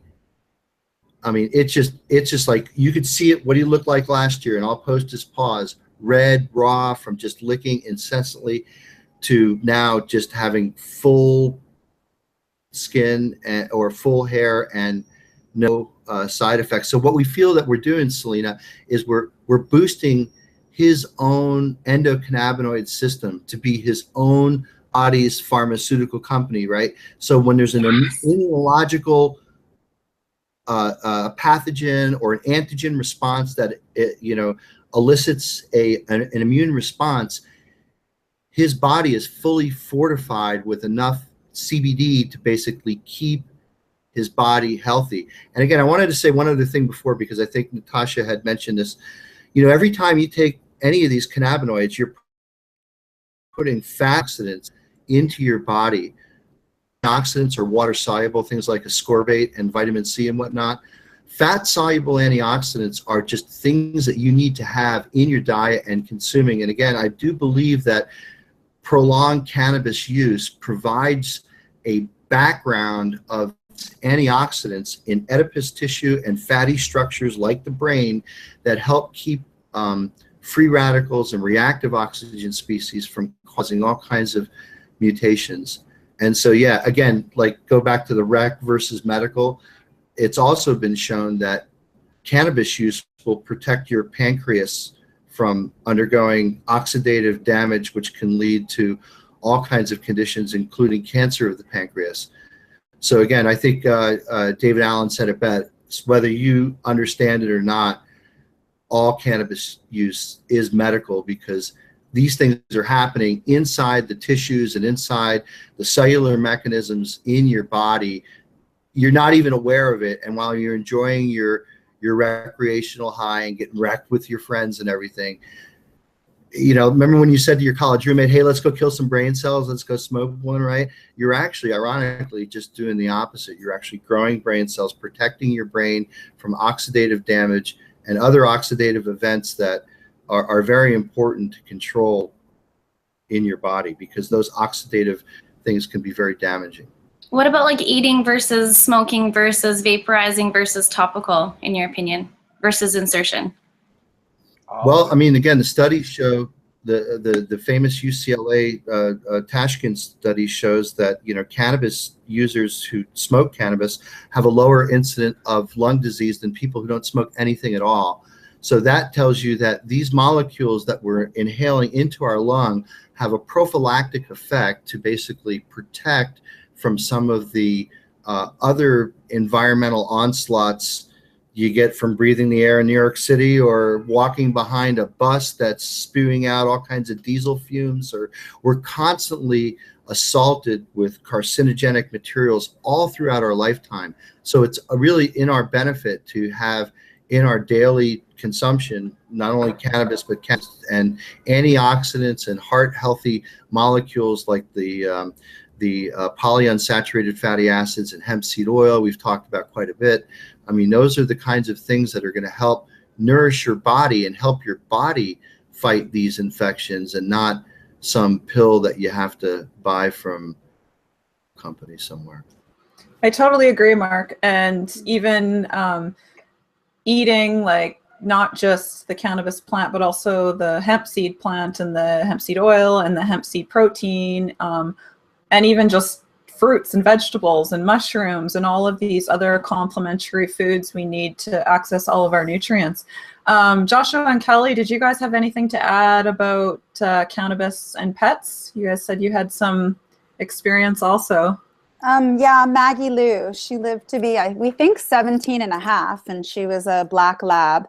So probably somewhere at 12 years old, she started to have lots of tumors all over, and I was treating them topically with my regular, our oil that we do, because we make it into salves, or we put it into the dog food. We put it in the raw dog food every day. It's just part of our daily nutrient. It's not something that we utilize just for, an ailment or a malady. It's just something that's utilized every day.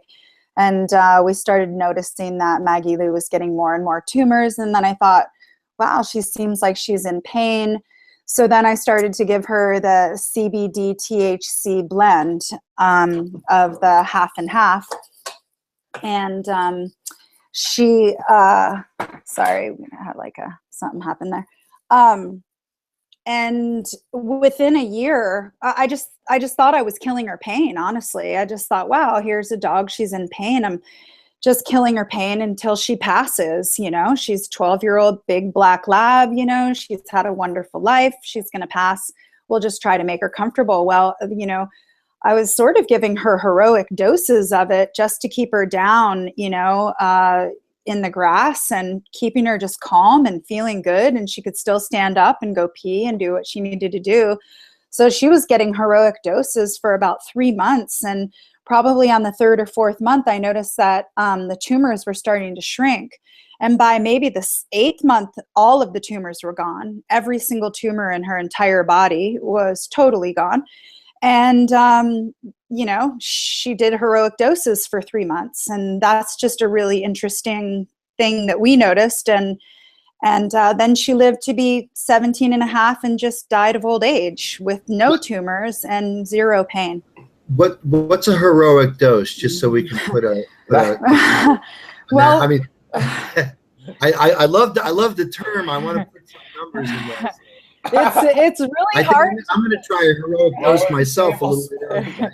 A tablespoon of the CBD THC mix that we have. Yeah. That's what we did. We had we would gauge, how much CBD we put in there, because we had a more of a pure CBD strain that we made an extract out of. And then we had a THC strain that we made an oil extract out of. We put the two together in order to make a medicine that wouldn't knock her out too much. We didn't. Yeah, but we can't really tell you what the milligrams were, because we didn't have the ability to test it at that time. But I can say that I utilize it for my migraines, and I would take a heroic dose, which meant that I'm gone and out for 24 hours, done, just totally sleeping and gone. So I was giving her the same amount that I was taking, which was a full tablespoon. Was she having the same effect? Sorry. Oh yeah, she would just be totally asleep and out of it, and in perfect, and she would still sleep. She wasn't lethargic or uncomfortable. She was just really relaxed. Just relaxed, asleep, wanting to be outside in the grass, feeling fantastic. And this is at a point where she has tumors on her. We wouldn't do that to our dogs unless it was, an extreme situation. I thought that we were just, we dosed her up all the way up to a full tablespoon, which I still was trying to keep at a 1-to-1, because I think the ratio is very important. Yeah.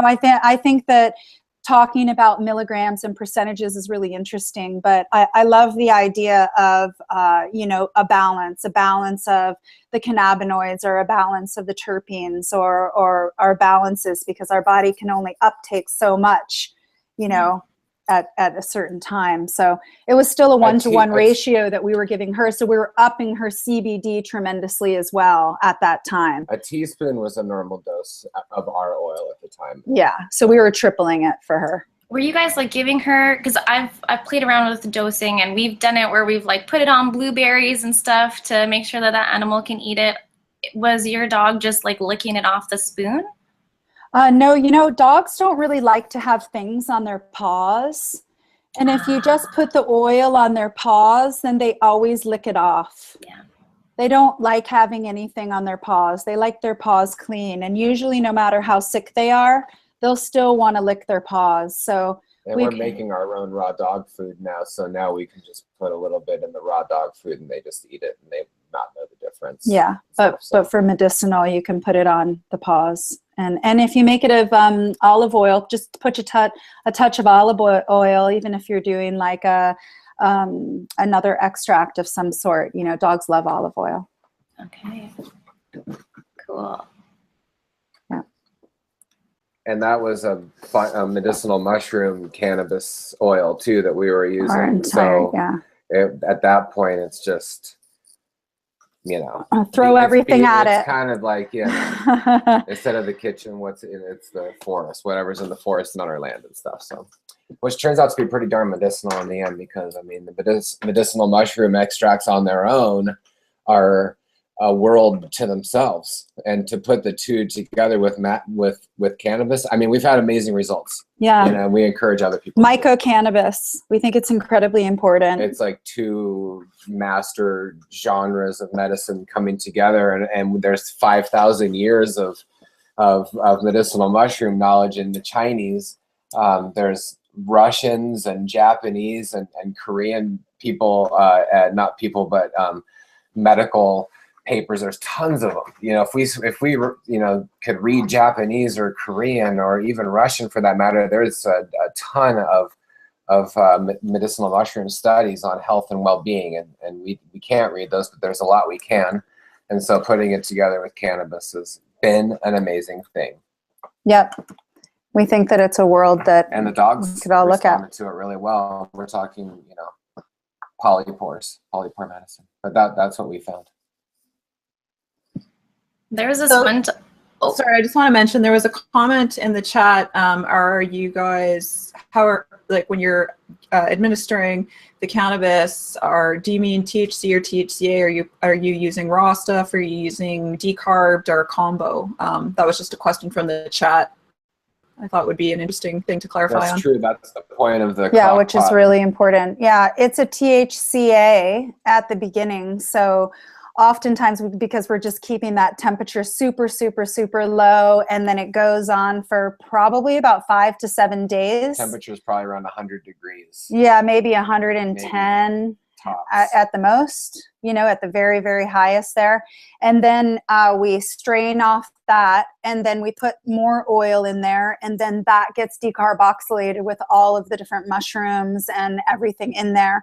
And then that will be added as the activated THC, you know, the non-acidic version. So, and then we also have the CBD, which, you know, is also slow cooked in with the THCA. So just trying to add all of the different versions of it. It's primarily low simmer cooked to keep it more on the less active. Are you guys doing any stuff? I think you mentioned a little bit before with raw cannabis and juicing, and even just, do you ever feed some of the leaves or put that into pill form? Do you ever work with that with your animals? You know, cannabis is such an incredible, you know, fibrous plant.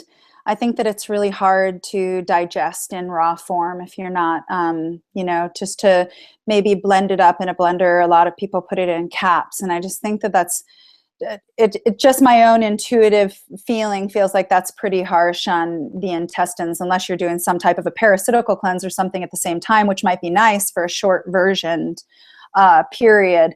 But for longer term, I think that juicing is really wonderful, and we definitely utilize that. You know, making teas is great.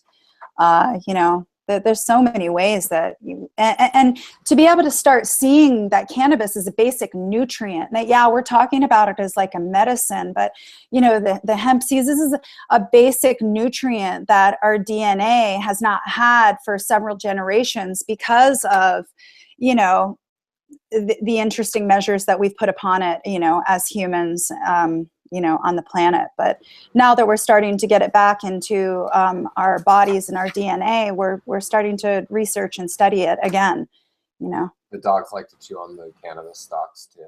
Oh yeah, Always give them the cannabis stalks. They love it. They'll rip them up until it's done. They play games with it.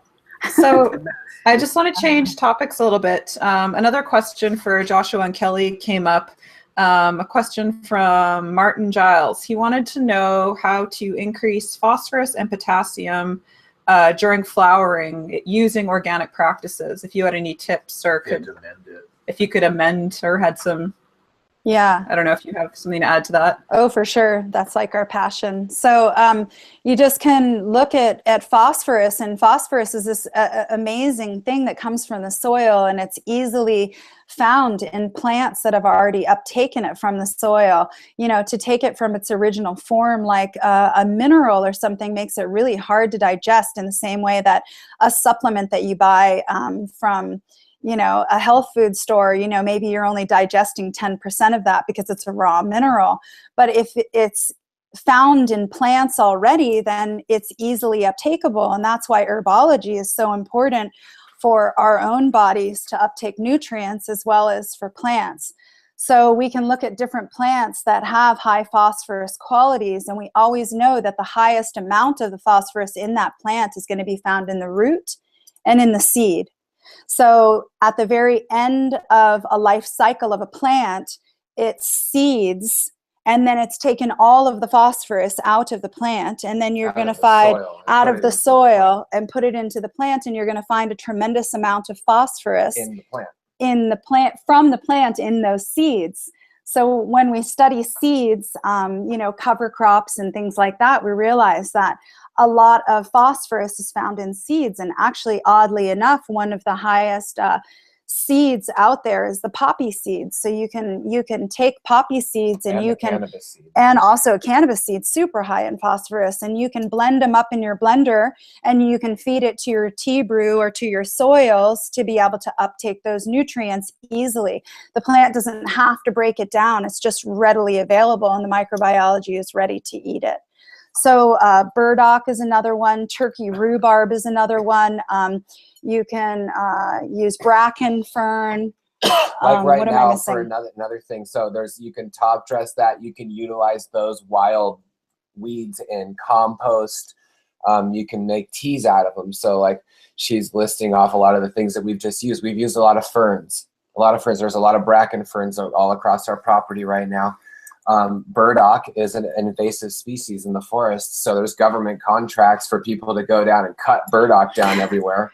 So we're using burdock roots and high in phosphorus. Turkey rhubarb is really easy to grow. It's a perennial. It comes back every year. It can be invasive in your garden. You just put it in there, and you can use it in all of your teas for your gardens for phosphorus. So easy. Yeah, utilizing those roots in teas. So we're chopping them up and making a tea out of them to utilize an easy uptakeable tea.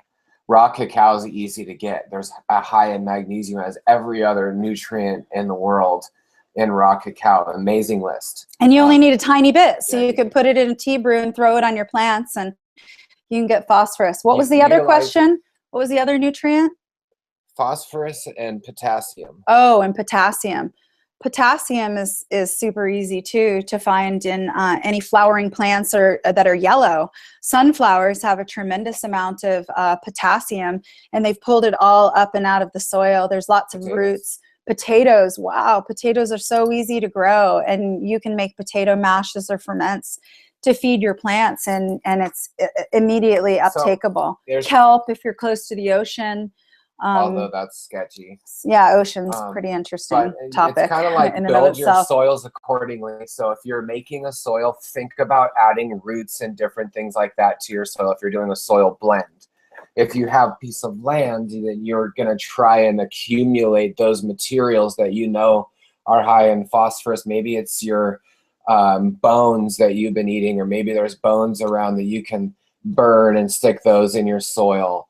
You can use your chicken eggs. You can save all your chicken shells and put those in your soil over the course of time as top dressing. Mm-hmm. If you have an outdoor situation, you just take those basic principles that we just gave you and you try and accumulate the biomass in the soil. If you can get it in the soil, breaking down, composting, that's your ultimate. And then utilizing fermented raw leaf teas or raw root or raw seed teas in the summer as a way to liquefy those nutrients and put them in on teas. And it's free, and you can grow them yourself, or you can collect them from nature. Or really another easy thing, if people are indoor growers, what we're all lacking and what soil is lacking and what cannabis plants are lacking in health and well-being are trace minerals.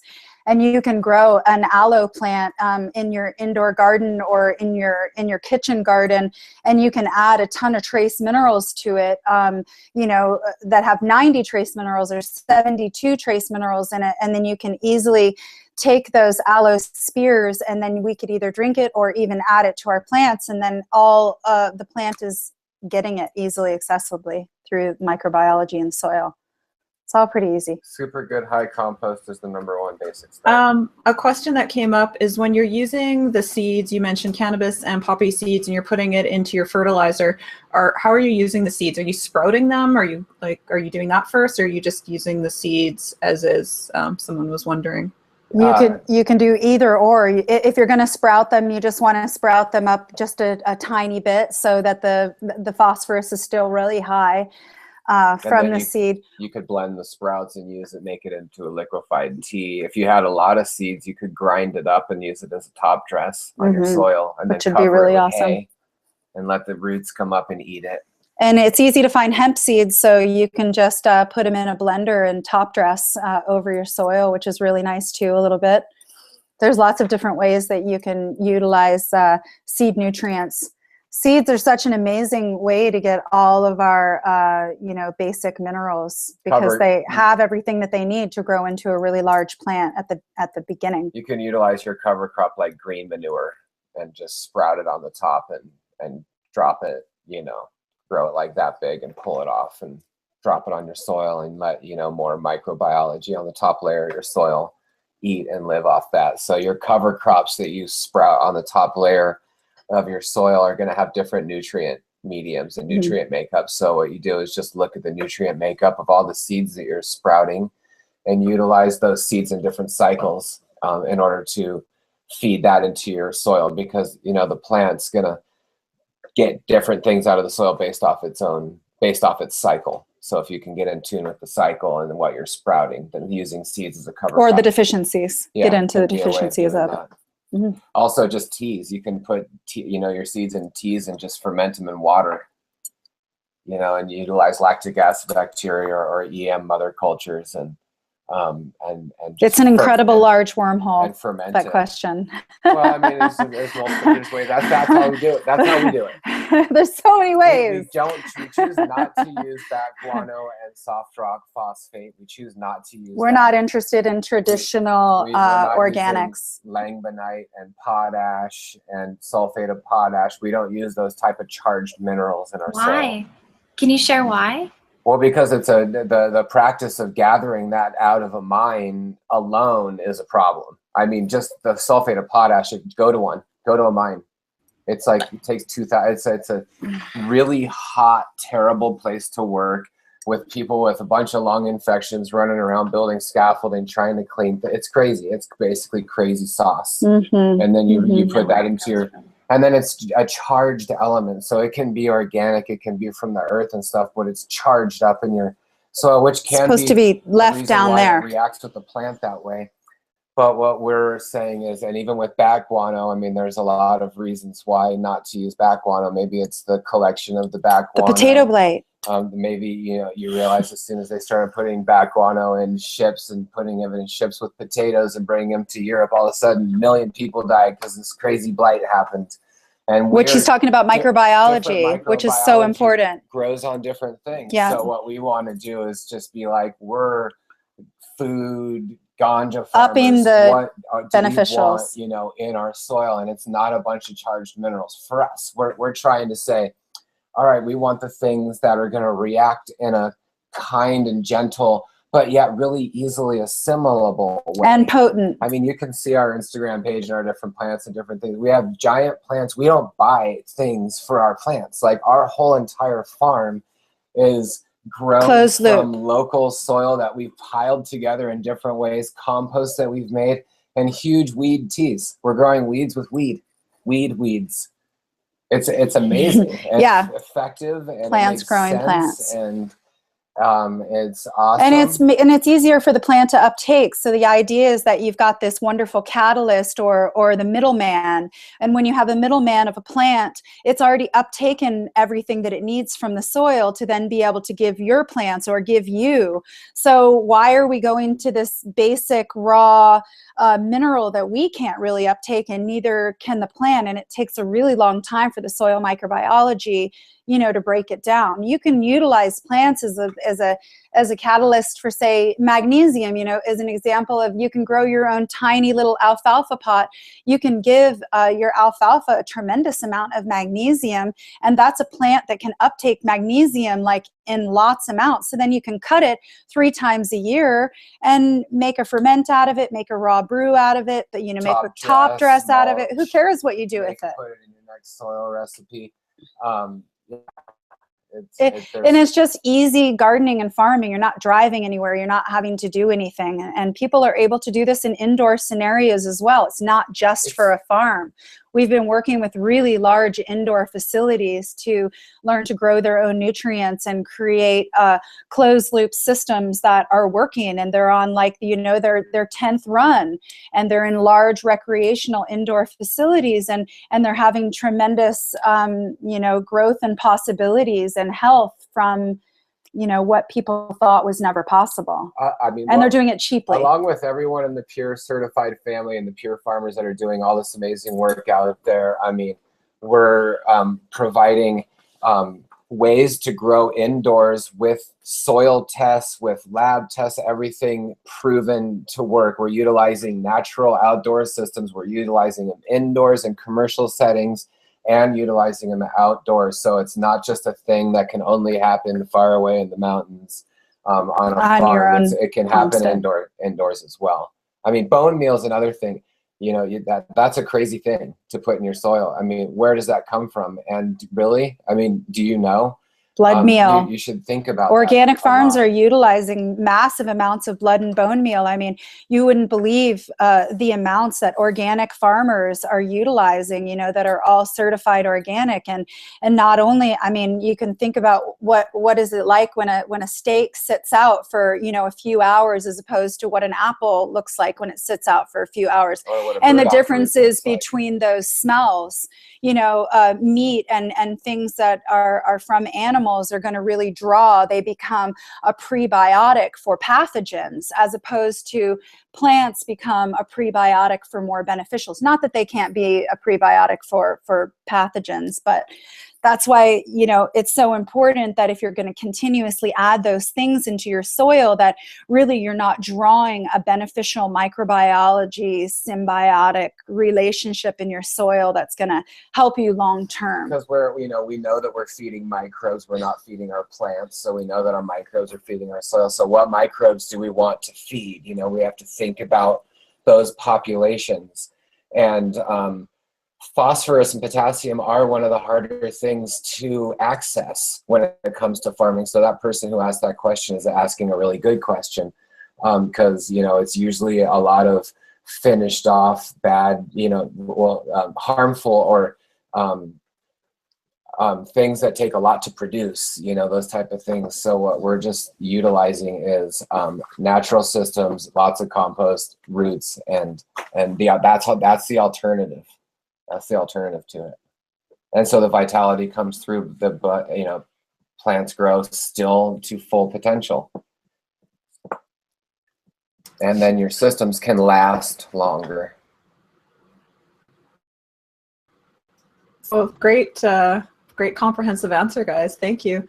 So we're going to wrap here in minutes.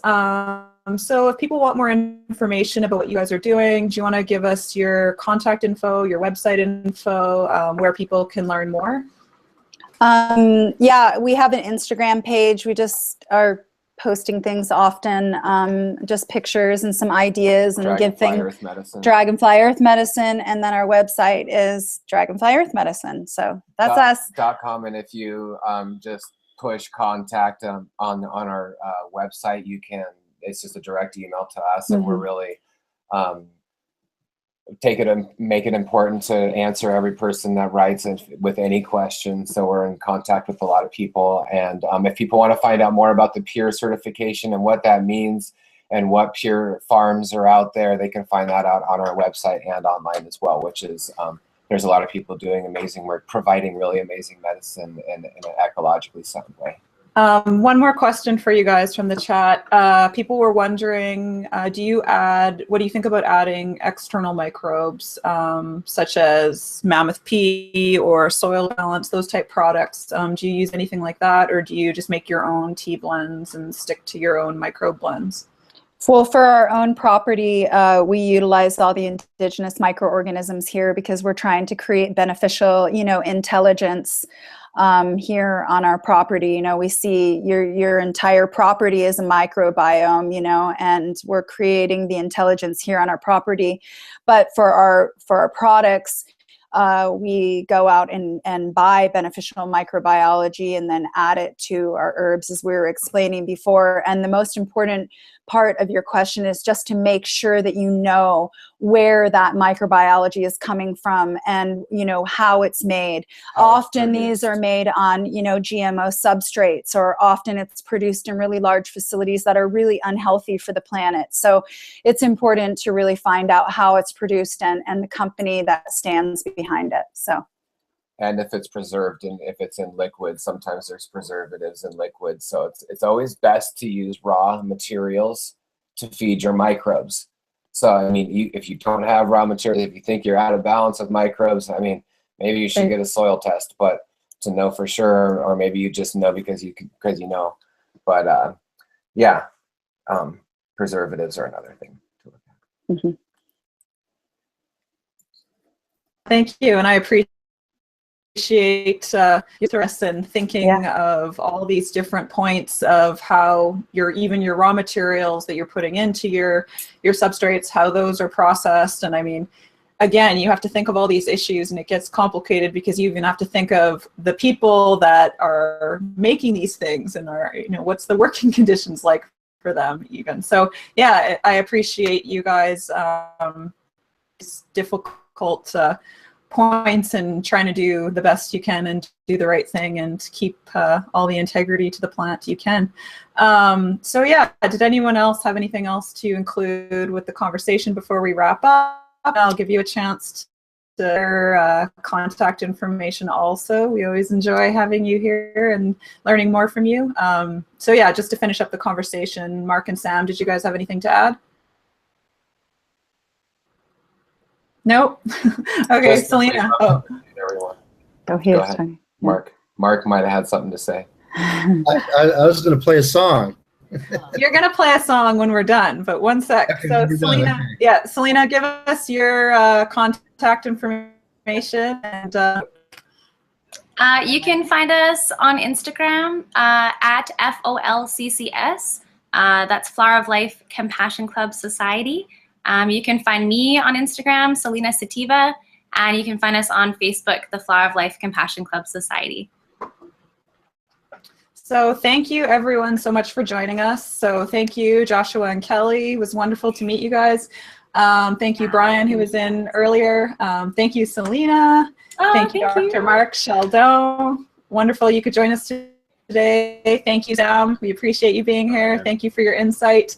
Thank you, Chimera, and thank you, Marcus, for popping in. We're looking forward to hearing more about what's going on in Jamaica. And thank you to everyone for listening and spending your Sunday mornings with us. Thank you so much. So Mark?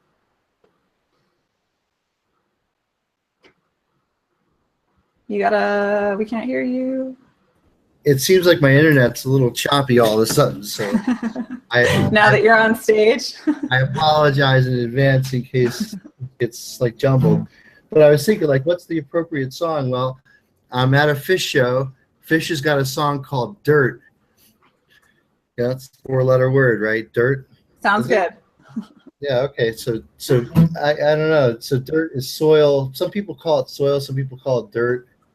But in Fish circles, the song is called Dirt. So here it is.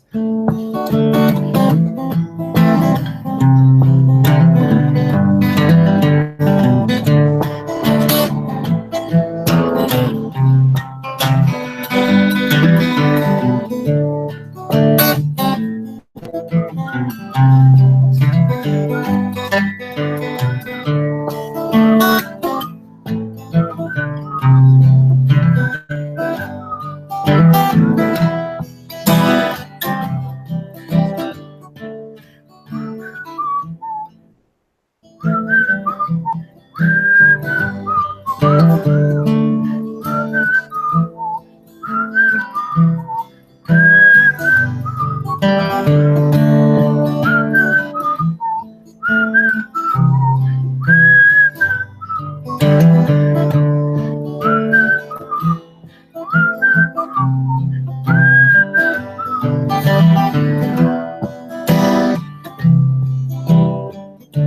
like to live beneath the dirt,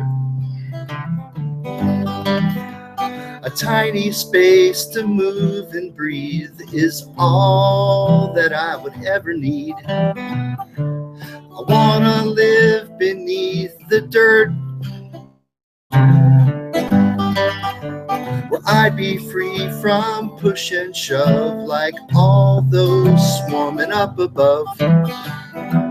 Beneath their heels I'll spend my shout your name into the wind. I'll wiggle in the earth and dew.